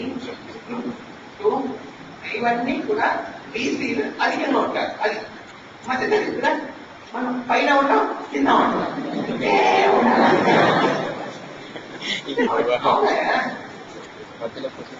సామాజిక చెప్తున్నా నేర్చుకోండి అంటే రైట్ నెక్స్ట్. అందుకని 15% ఇచ్చారు ఎస్సీలకి, 7.5% ఇచ్చారు ఎస్సీలకి, మొత్తం 22.5% అయింది. మరి అట్లాంటప్పుడు ఎంత శాతం ఇస్తే సరిపోతుంది వీళ్ళకి? 27%. ఆ విధంగా బీపీ మండల్ కమిషన్ బీసీలకు 27% రిజర్వేషన్ ఇవ్వాలని పేర్కొంటారు. మరి బీపీ మండల్ కమిషన్ 27% రిజర్వేషన్ ఇవ్వాలంటే ఆ కమిషన్ జనతా ప్రభుత్వం అపాయింట్ చేస్తుంది. జనతా ప్రభుత్వం 1979లోనే కొలాప్స్ అయిపోతుంది. స్త్రీ అధికారులకు వచ్చింది ఇందిరా 1980లో. ఆ యొక్క బీపీ మండల్ కమిషన్ పక్కన పెట్టేస్తుంది. ఇందిరా 1984లో మరణిస్తుంది. రాజీవ్ గాంధీ అధికారంలోకి వస్తాడు 84లో, 89 వరకు ఉంటాడు. ఆయన అధికారం పడిపోతాడు.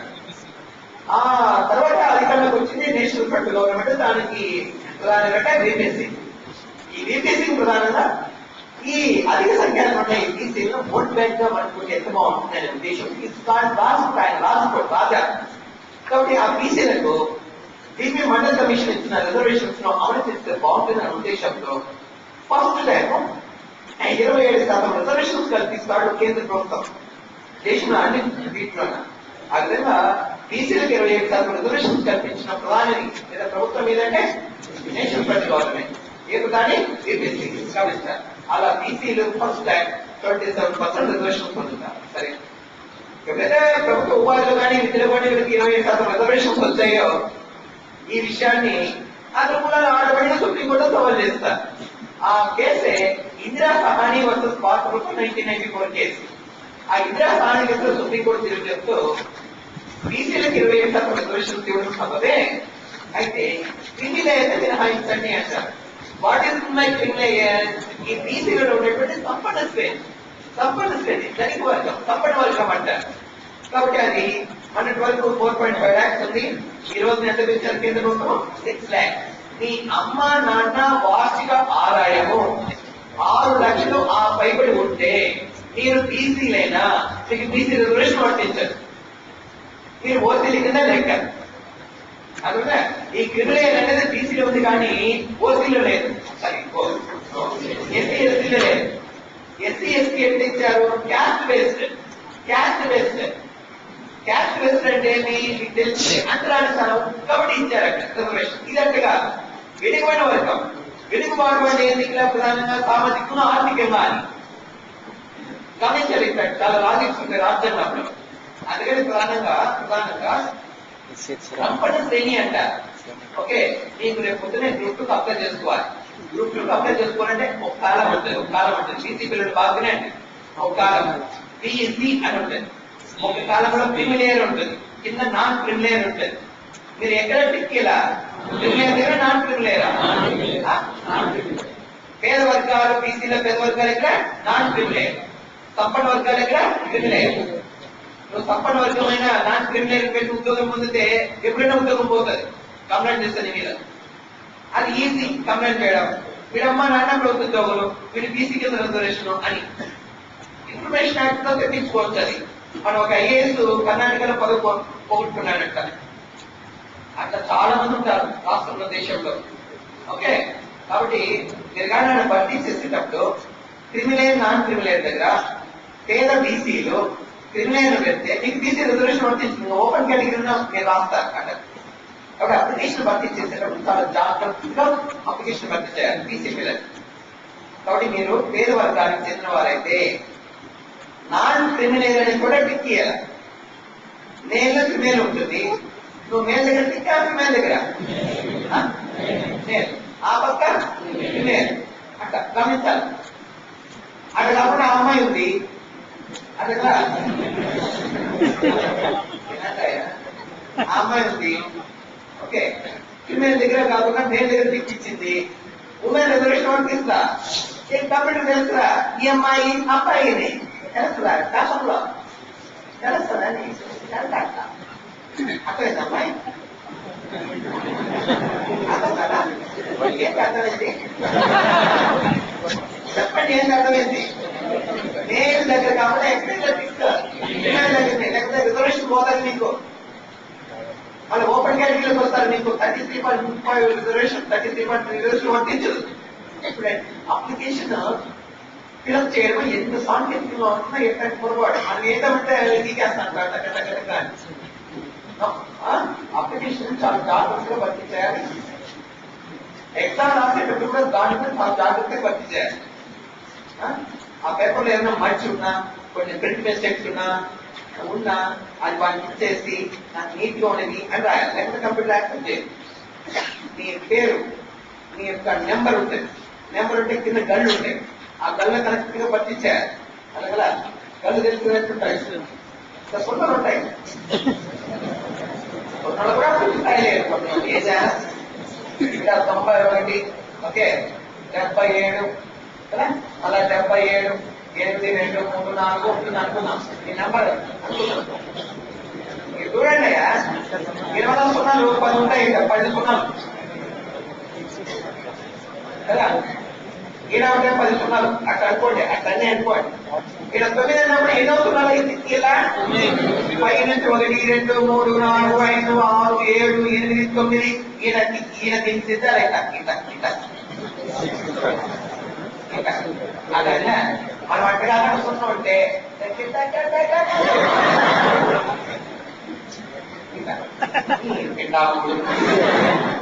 మొన్న కూడా ఉద్యోగం రాకపోతే ఎందుకు ఉంటాం ఎట్లా రాయలేవో చెప్తున్నాను.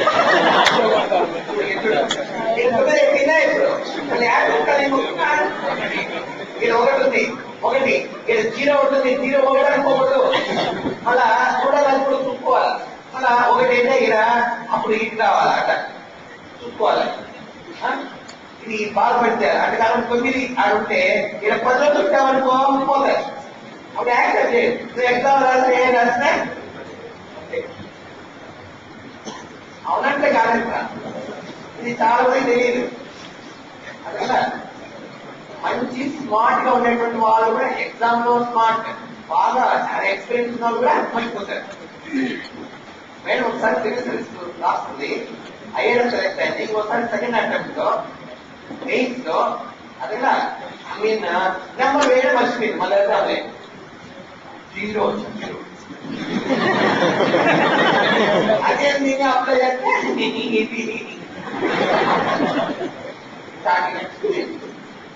నాకు కాదు, వీళ్ళందరికీ అన్ని పిల్లలకు నాకు చదువుకున్నా తన నెంబర్ ఎంత ఇచ్చిన ఏంటంటే అంతా తెలుసుకుంటున్నా అంటే పొరపాటు చేయకూడదు.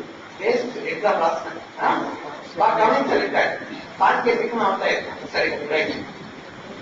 కాబట్టి ఆ విధంగా ఇందిరా సహాని వర్సెస్ భారత ప్రభుత్వం కేసులో సుప్రీంకోర్టు క్రిమినల్ అనే కూడా యూజ్ చేస్తారు. క్రిమినల్ అంటే సంపన్న స్త్రీ. ప్రజెంట్ మనకి క్రిమినల్ ఎంత ఉంది దేశంలో, రాష్ట్రంలో 6 lakhs. అమ్మా నాన్న వార్షిక ఆదాయం 6 లక్షలు ఆ పైన ఉంటే దాన్ని క్రిమినల్ అంటారు. అది బీసీ రిజర్వేషన్ స్థానిక ఎలక్షన్స్ లో కూడా ఉంటుంది, గమనించాల్సి ఉంటుంది. రైట్. నెక్స్ట్ ఇందిరా సహాని కేసుని ప్రధానంగా ఏమైనా అభివర్ణిస్తారంటే మండలి కేసులో అభివర్ణిస్తారు. మండలి కేసు ఏ కేసును మండలి కేసును ఎక్కువగా అభివర్ణిస్తారంటే ఇందిరా సహాని కేసు. కాబట్టి నోట్లు రాసుకుంటారు. ఓకే, ఇప్పుడు బీసీ కమిషన్ చూద్దాం. BC commission right. National BC commission దీన్ని ఎప్పుడు ఏర్పాటు చేశారు అంటే, ఎప్పుడు ఏర్పాటు చేశారు? 1993 ఏప్రిల్ 2. అర్హతలు వచ్చి సుప్రీంకోర్టు మాజీ న్యాయమూర్తిగా పనిచేయడం. సుప్రీంకోర్టు మాజీ న్యాయమూర్తి అయి ఉండాలి. న్యాయమూర్తి అంటే సుప్రీంకోర్టు న్యాయమూర్తిగా పనిచేస్తున్నారు.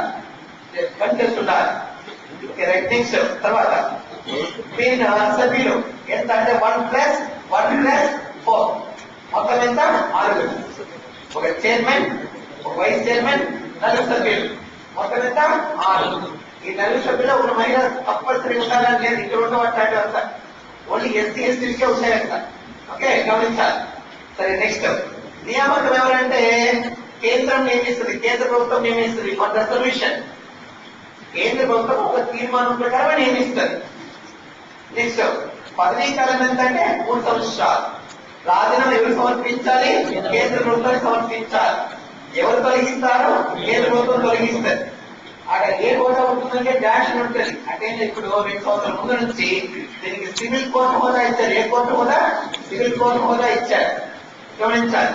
ప్రధానంగా ఏమి దేశంలో చెప్పండి, బీసీల హక్కుల పరిరక్షణ, బీసీల హక్కుల పరిరక్షణ, బీసీ హక్కులను సంరక్షించుకోవాలి అని మన రాష్ట్రంలో బీసీ హక్కుల పరిరక్షణకు ఎవరు కృషి చేస్తున్నారు?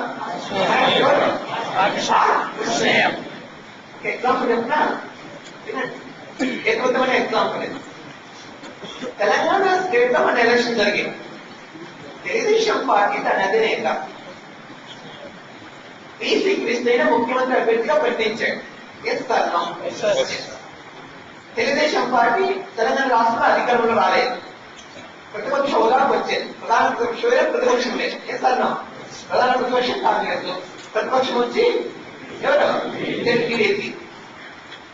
ముఖ్యమంత్రి అభ్యర్థిత్వానికి ప్రకటింపబడిన కృష్ణయ్య తెలుగుదేశం పార్టీ తరఫున లెజిస్లేటివ్ పార్టీ లీడర్గానే ఎన్నిక కావాలి కదా. అది ధర్మమా న్యాయమా? ధర్మము మరియు న్యాయం. ఓకే, కానీ అక్కడ బీసీ కృష్ణని కాకుండా తెలుగుదేశం పార్టీ ఎవరు లెజిస్లేటివ్ పార్టీ లీడర్ నామినేట్ చేసింది? ఎరవల్లి అక్కడ కులం ఆయన. అంటే బీసీ హక్కుల కోసం కృషి చేస్తున్నా బీసీ కృష్ణయ్యకి హక్కుల దగ్గర ఇప్పుడు చేస్తున్నారు. నేను వాస్తవం చెప్పిన అవాస్తవమయ్యా?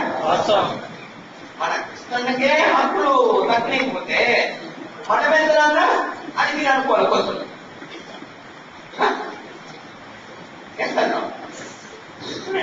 సమాజమే సొసైటీ.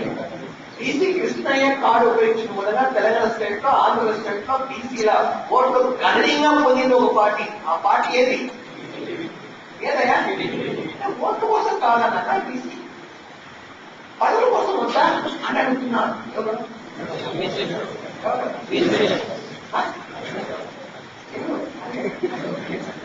నివేదిక ఎవరు సమర్పించాలి? కేంద్రానికి. సరే, నెక్స్ట్ నేషనల్ బీసీ కమిషన్ యొక్క ఫస్ట్ చైర్మన్ ఎవరంటే ఆర్ఎం ప్రసాద్. నెక్స్ట్ ప్రెసిడెంట్ ఎవరు? జస్టిస్ ఈశ్వరయ్య. ఏ రాష్ట్రం వాడు? ఆంధ్రప్రదేశ్ వాడు, మన రాష్ట్రం వాడు. Right. Next national minority commission. వినండి, మైనారిటీ కమిషన్ వేరు, నేషనల్ మైనారిటీ కమిషన్ వేరు. మైనారిటీ కమిషన్ 1978 లో డిసెంబర్ 12న కేంద్ర ప్రభుత్వం ఒక రెజల్యూషన్ గా అపాయింట్ చేస్తుంది. దానికి మొదటి అధ్యక్షుడు వచ్చి ఎంఆర్ మాసాని. ఈ 78 లో ఏర్పాటు చేసిన ఈ మైనారిటీ కమిషన్ కి 93 లో నేషనల్ మైనారిటీ కమిషన్ గా జాతీయ హోదాని ఇస్తారు. జాతీయ హోదా. అప్పుడు దానికి తొలి అధ్యక్షుడు వచ్చి సర్దార్ మహమ్మద్ అలీ ఖాన్. గమనించాలి, అదంతా రాసి పెట్టుంటారు మీకు నోట్స్ లో. పట్టి ఉంటుంది, మళ్ళీ దాని గురించి రాస్తుంటారు. చూడండి, నేషనల్ మైనారిటీ కమిషన్ ఏర్పాటైన సంవత్సరం 1993 మే 17. నెక్స్ట్ అర్హతలు. ప్రముఖ అల్పసంఖ్యాక వర్గానికి చెందినవాడే ఉండాలి. అల్పసంఖ్యాకులు అంటే ఎవరు? భాషాపరంగా, మతపరంగా, సంఖ్యాపరంగా 50% లోపున్న వాళ్ళు మైనారిటీ. ప్రధానంగా ఎవరు? ముస్లింస్ మరియు క్రైస్తవులు, పారసీకులు, జొరాస్ట్రియన్స్ వాళ్ళు, సిక్కులు, బౌద్ధులు, జైనులు, ఏ మతస్థులు? హిందువులు వాళ్ళు. హిందూ మతంలో మైనారిటీలు వాళ్ళు పంపించాలి. రైట్. నిర్మాణం చైర్మన్ సభ్యులు ఎట్లా అని మైనారిటీ కమిషన్ 1+ ఒక చైర్మన్, ఒక వైస్ చైర్మన్, 5 సభ్యులు, మొత్తం ఎంత? 7. 1+1+5=7. ఇంకా అన్ని యాక్చువల్ ఎప్పటికీయడం. ఎవరు నియమిస్తారు? కేంద్రం. 10 ఏళ్ళ 3 సంవత్సరాలు రాజీనామా సమర్పించాలి కేంద్రం. ఎవరు తొలగిస్తారు? కేంద్ర ప్రభుత్వం. ఏ హోదా ఉంటుంది? సివిల్ కోర్టు హోదా. ప్రధానమంత్రి దేశంలో మైనారిటీల హక్కుల సంరక్షణ. ఓకే. నివేదిక ఎవరు సమర్పించాలి? కేంద్రానికి. ఓకే. సాక్షాత్తు భారత ప్రధాని ఏ వర్గానికి చెందినవాడు? నరేంద్ర మోడీ ఎస్సీనా బీసీనా అనుకులమా? బీసీ ఆయన. ఆ ఓటు కూడా బాగా పనిచేశాయి తెలియకుండానే. బీసీ కృష్ణ కూడా మన రాష్ట్రం గట్టిగా సపోర్ట్ ఇచ్చాడు ఆయనకి. చాలా అది ఎవరు అంతర్లీనంగా దాన్ని గమనించలేదు. ఆ కార్డుని ఉత్తరప్రదేశ్లో ఎంత ఉపయోగించారంటే మీకు అర్థం కాలేదు. అది ప్రధానంగా ఎస్సీలు మైనార్టీలు బీసీల జనాభా అధికం. ఆ బీసీ కార్డును అట్లా దొప్పించగలిగాడు అమిత్ షా. దాన్ని ఎవరు ఐడెంటిఫై చేయలేదు. వెరీ డామినేటెడ్ రోల్ అది కూడా చూడాలి. Right. Next national BC commission యొక్క ఫస్ట్ చైర్మన్ వచ్చి సర్దార్ మహమ్మద్ అలీ ఖాన్. 77 ఎవరు? మాసాని. ప్రజెంట్ ఎవరు?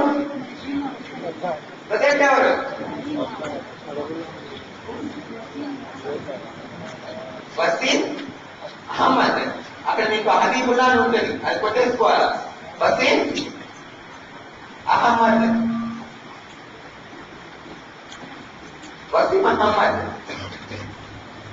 Next national commission for women. మహిళా సంఘం. మహిళలు మీకోసం ఏర్పాటు చేసిన సంస్థ దేశవ్యాప్తంగా. మీకేమైనా సమస్యలు ఉంటే, రాష్ట్రంలో అభ్యర్థులు ఉంటే నేరుగా పోతుంటే ఢిల్లీ ఆయన పెట్టినారంటే అవును కూడా అయిపోయినాడు కథ అన్నాడు. ఇప్పుడు పెడతారు ఆ పక్క పొలిటీషియన్ అయినప్పుడు, సంపన్న వర్గాలు అయినప్పుడు, ఇట్లాంటప్పుడు అంతే కదా. గమనించాలి. ఇవన్నీ వాళ్ళ హక్కుల సంరక్షణ ఉన్నాయి. సివిల్ కోర్టు హోదా ఉంటుంది ఇక్కడ. Next national commission for women ఎప్పుడు ఏర్పడింది అంటే 1992 జనవరి 31. అర్హతలు ప్రముఖ మహిళ ఉండాలి. ప్రముఖ మహిళ. ఇప్పుడు దేశంలో సోనియా గాంధీ ప్రముఖ మహిళ కాదా? మీరా కుమార్ ప్రముఖ మహిళ కాదా? ఎల్కే అద్వానీ భార్య ప్రముఖ మహిళ కాదా? అవునా కాదా? అలా ప్రముఖ మహిళలు వాళ్ళు. ఓకే. ఇట్లా తీసుకుంటారు.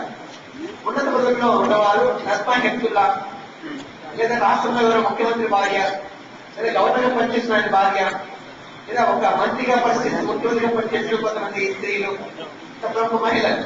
వాళ్ళు కూడా మహిళా హక్కుల మీద వాళ్ళకి అవగాహన ఉండాలి. ఎవరు పడితే వాళ్ళు కాదు. వాళ్ళ హిస్టరీ చూస్తారు. మళ్ళీ మహిళా హక్కుల కోసం ఎవరైనా కొట్టారా అని.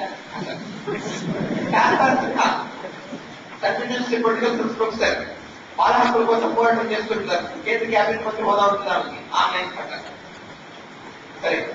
నెక్స్ట్ ఇక్కడ ఒక చైర్పర్సన్ ఉంటుంది, 5 సభ్యులు ఉంటారు, ఒక మెంబర్ సెక్రటరీ. మొత్తం ఎంతమంది? 7. చైర్పర్సన్ 5 ఖచ్చితంగా మహిళలే ఉంటారు.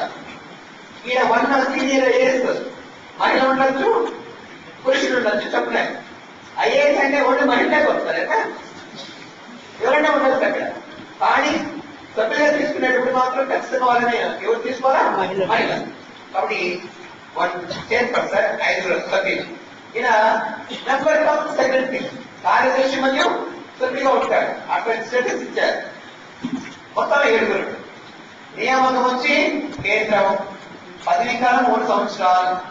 రాజీనామా కేంద్రం సమర్పించాలి. తొలగింపు కేంద్రం తొలగిస్తుంది. హోదా సివిల్ కోర్టు హోదా ఉంటుంది. సివిల్ కోర్టు హోదా గమనించాలి. సివిల్ కోర్టు హోదా అంటే మామూలు కంప్లైంట్ చేసుకోవాలి, ఇంకా విచారణకు హాజరుకోవాల్సినట్టు. విచారించిన తర్వాత ఇంకా శిక్షలు కంపల్సరీ ఉంటాయి. ఎప్పుడో ఉదాహరణ తప్పించుకుంటుంటారు అంతే. కావాల్సిన నేను రిపోర్ట్ చేసి తప్ప. మన శక్తి భార్య ఉంది, ఆమె స్టేట్ హ్యూమన్ కమిషన్కి వెళ్ళాలా లేదా నేషనల్ కమిషన్ ఫర్ ఉమెన్కి వెళ్ళాలా? నేషనల్ కమిషన్ ఫర్ ఉమెన్కి వెళ్ళాలి. ఆమెకు అవగాహన లేదు పాపం. హ్యూమన్ రైట్స్ కమిషన్ అంటే మాకు సంబంధించి కాదండి, గో గో అన్నారు. అదే నాకు సజెషన్ అంటే ఎక్కడ చేస్తామంట. నేను నాకు అయితే కాదు, నా క్లాస్ లో నా స్టూడెంట్ అయినా అవునాయా. రేపొద్దున మన అమ్మాయి ఉంటుంది, రేపొద్దున ఇలాగా ఒక కలెక్టర్కి ఇస్తారు, ఏమైనా డిప్యూటీ తహసీల్దార్ కానీ వాడు చాలా విసిరించి వేస్తాడు. వాడి మీద ఏమైనా కంప్లైంట్ చేయాలంటే కష్టం, వాడు ఇన్ఫ్లుయెన్స్ చేస్తాడు. అప్పుడు ఆ బిడ్డ నేను ఎక్కడ వెళ్ళిపోతుంది నేషనల్ కమిషన్ ఫర్ ఉమెన్. చూడు మేడం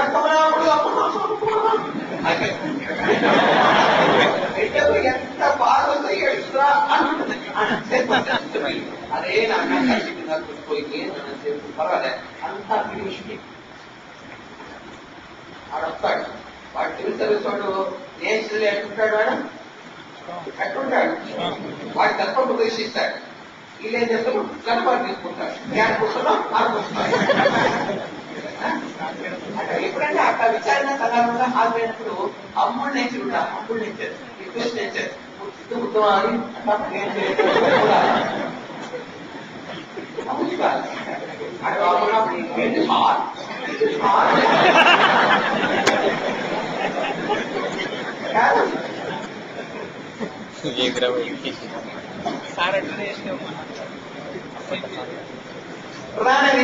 ప్రధాన విధి దేశంలో చెప్పండి మహిళల హక్కుల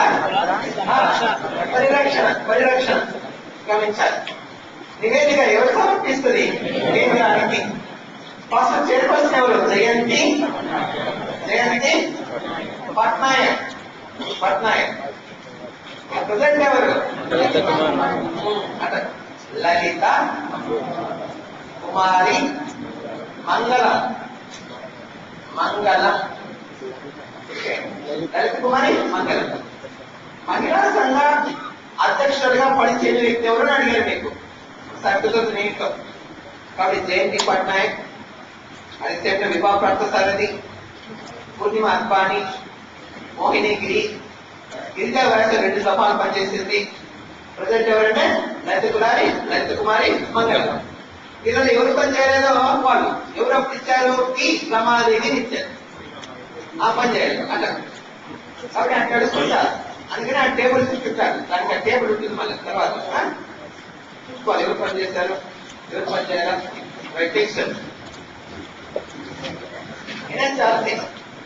నేషనల్ హ్యూమన్ రైట్స్ కమిషన్.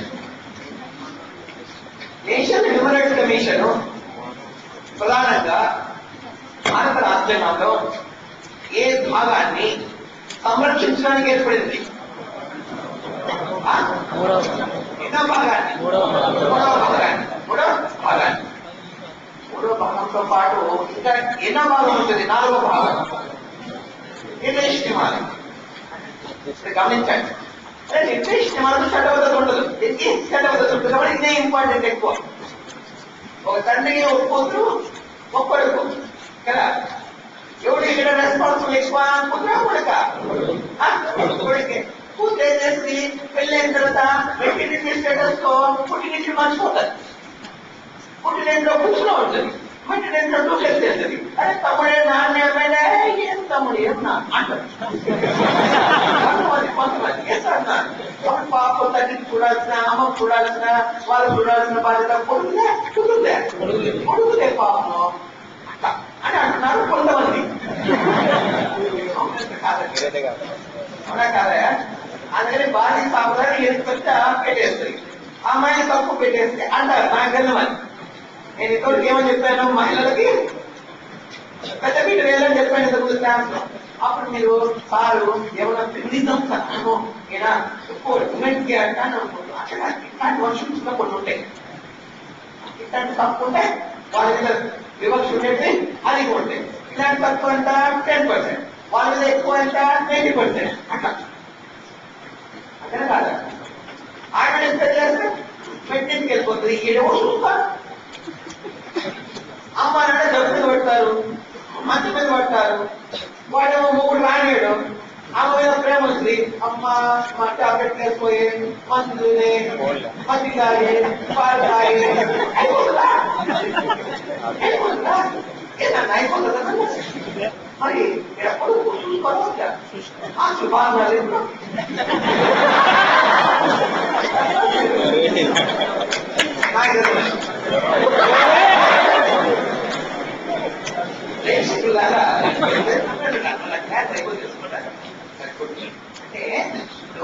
ఏం నేర్చుకోవాలి మీకు? నేను చెప్పిన సందేశం ఏంటంటే ఒక మాట్లాడే తీరు అట్లా మాట్లాడితే అది కరెక్ట్ అవుతుంది, ఇట్లా మాట్లాడే ఇది కరెక్ట్ అవుతుంది.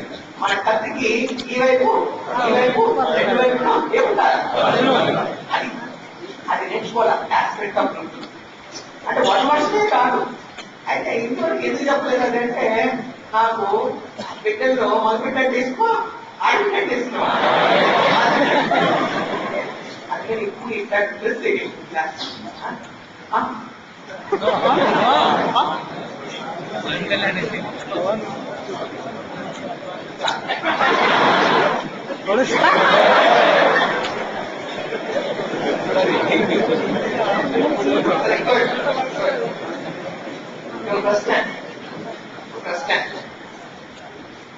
హక్కులు ఎన్ని రకాలు?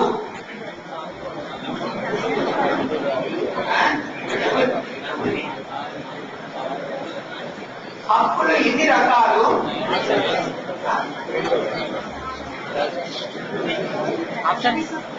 చెప్పండి అమ్మాయి. 2 రకాలు కొట్టాను. 2 రకాలు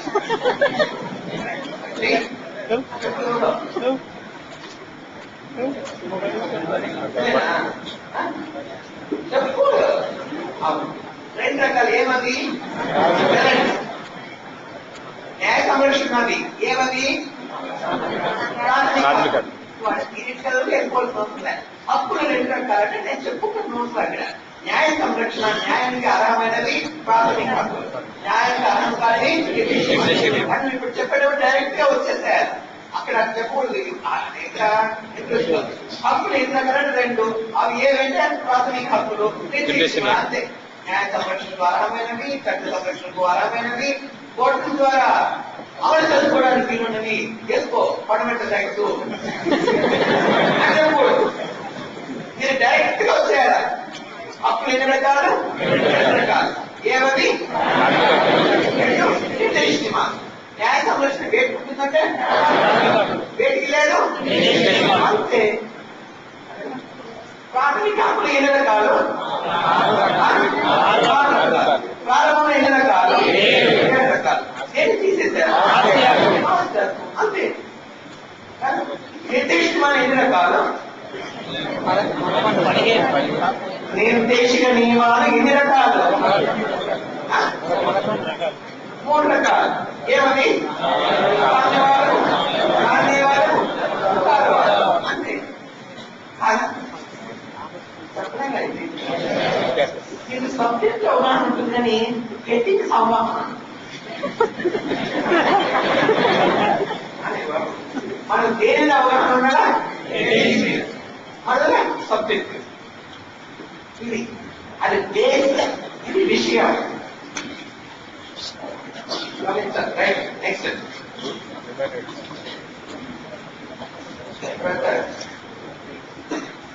ఎప్పుడో అతనానికి ఎక్కడ చేసి సార్ ఉంటే తెలిపి వెళ్ళలేదు.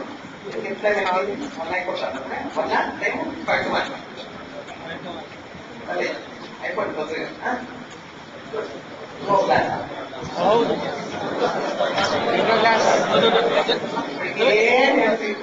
చాలా దాకా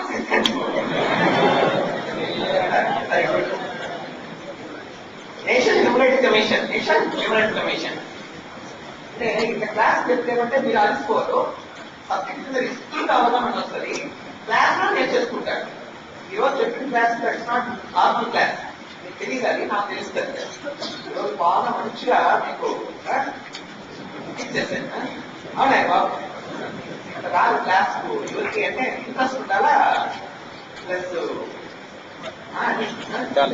అన్నిటిగా సబ్జెక్ట్ మీద బాగా తీసుకొచ్చాను. ఈరోజు బ్రాడ్ అంటారు, ప్రతి క్లాస్ ఇస్తే తీసుకురావాలా, కాబట్టి ఇక్కడ మార్క్స్ ఓరియంటెడ్ సిలబస్ అయిపోవాలా, వాట్ ఈస్ వాట్ చూసుకుంటాను, టైము అది ఇది ఉంటుంది. బ్యాచ్ లో కుదరాలి, మంచి బ్యాచ్. ఎక్కువ మంది అవసరం కొంతమంది ఉంటారు, అట్లాంటి వాళ్ళు తీస్తారంటే నాకు ఇంత అవుతుంది. అందుకని అట్లాంటి బ్యాచ్ తగ్గించేస్తాను. Batch smart batch.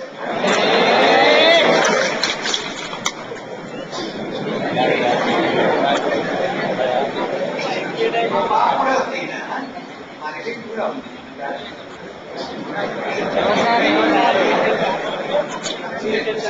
అట్లనే కాదు,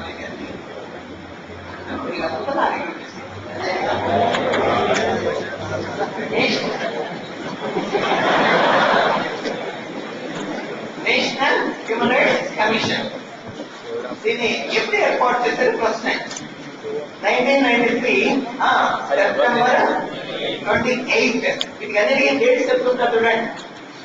నేను డేట్స్ యాక్చువల్గా చెప్పేస్తాను. నాకు కొన్ని లక్షల గంట చెప్పుకుంటే ఇక్కడ నీకు అట్లా రావు.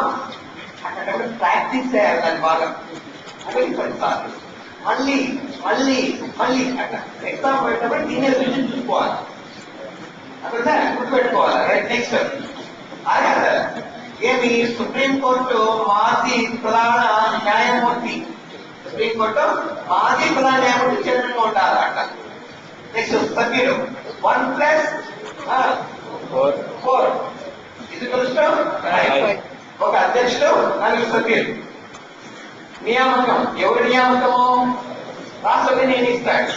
ఫైనాన్షియల్ అపాయింటెడ్ పదవీ కాలం ఎంత? 5 సంవత్సరాలు, 70 సంవత్సరాల వయసు.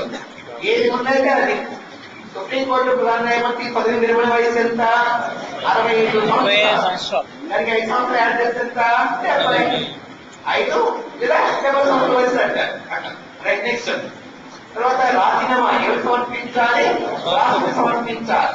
తొలగింపు ఎవరు తొలగిస్తారంటే యూపీఎస్సీ చైర్మన్ ఉంటాడు, ఈయన తొలగించబడేది తొలగించుకుంటారు. 2 పద్ధతులు చెప్పారు యూపీఎస్సీ చైర్మన్ కి.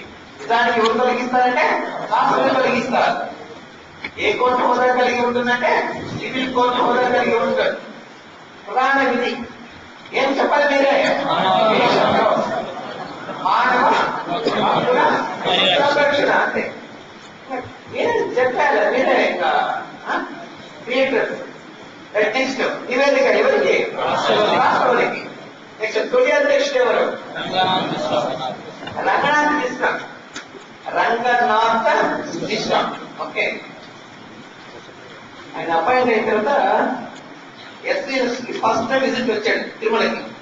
అప్పుడు ఎస్వీఎస్ లో ఏడీ బిల్డింగ్ ఉంటుంది, సెక్యూరిటీ బిల్డింగ్. అప్పుడు చైర్పర్సన్ ఆఫ్ దట్ యూనివర్సిటీ నేనే ఆయన వెల్కమ్ చేశాను అంత. First human rights commission chairman అప్పుడు. ఓకే, మంచి విజ్ఞానం ఆయన. ఓకే, దాదాపు 2.5 hours లెక్చర్ ఇచ్చాడు. ఎవరు?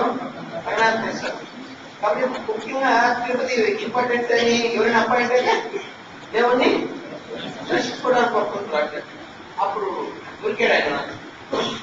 సరే, ప్రజెంట్ ఎవరు? KC Balakrishnan. KC Balakrishnan. Right, next SN చాన్సీ, స్టేట్స్ హ్యూమన్ రైట్స్ కమిషన్. మన తెలంగాణ సపరేట్ కమిషన్ ఏర్పాటు చేసుకోవడం మళ్ళీ ఎవరు? రాష్ట్ర ప్రభుత్వం. ఓకే, కాబట్టి ఇప్పుడు ఉన్న స్టేట్ హ్యూమన్ రైట్స్ కమిషన్ ఎవరు జరుపుకోవాలి? కేసీ జరుపుకోవాలి.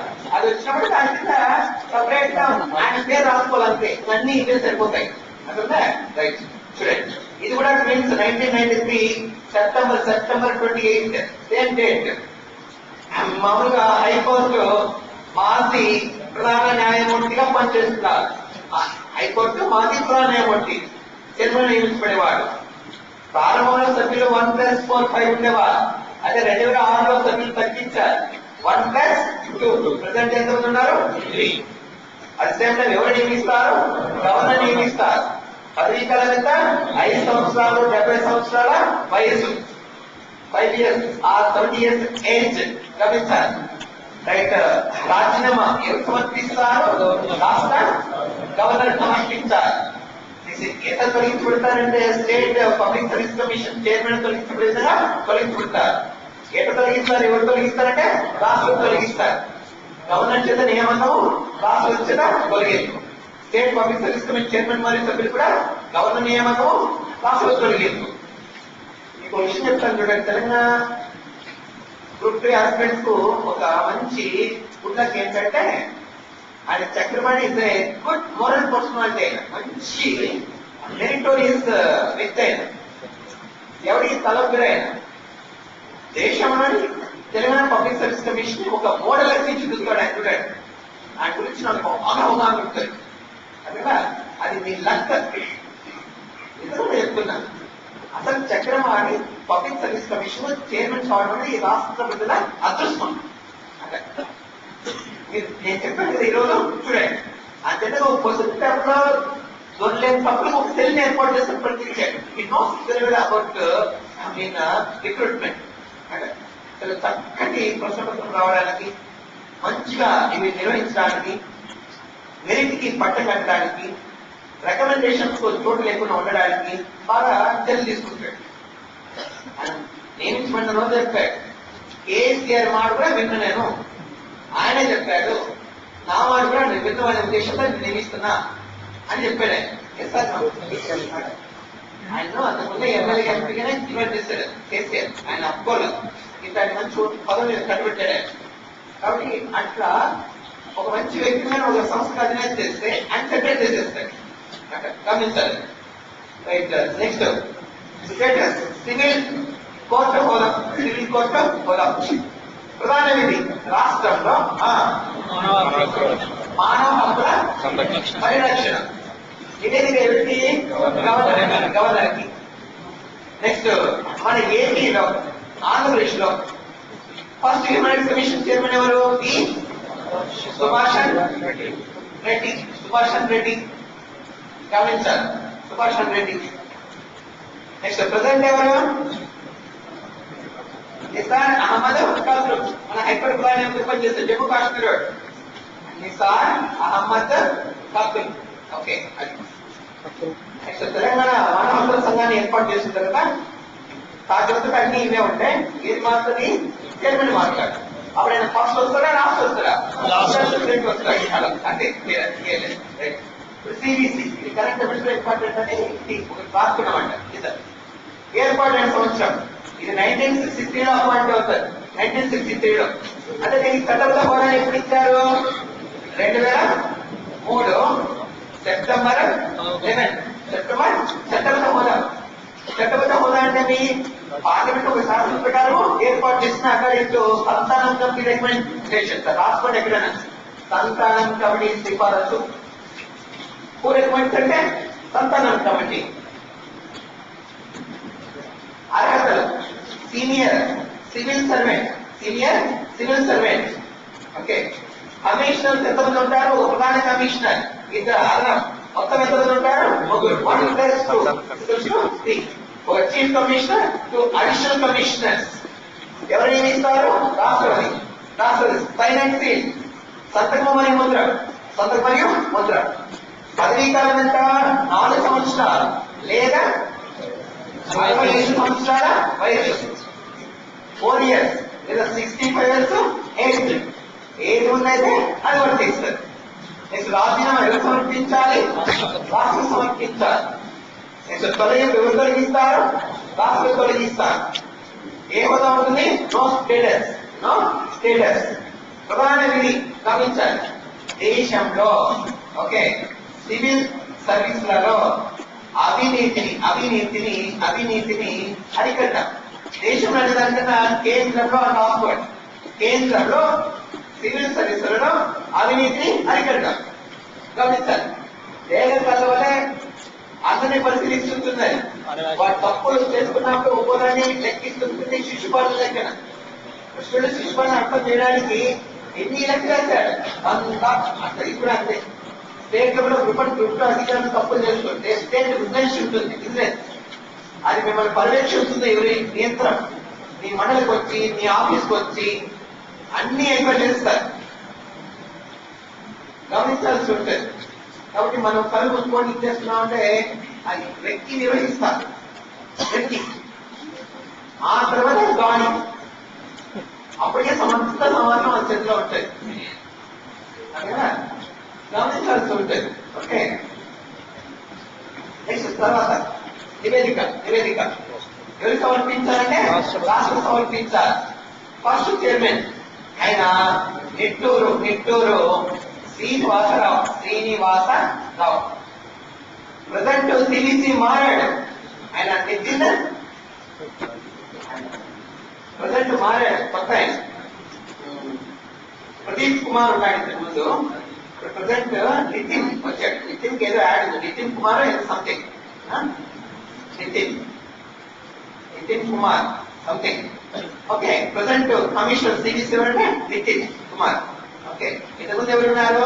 ప్రదీప్ కుమార్ ఉన్నాడు, ఇప్పుడు నితిన్ కుమార్ వచ్చాడు. ఓకే, అది మనకు కమిషన్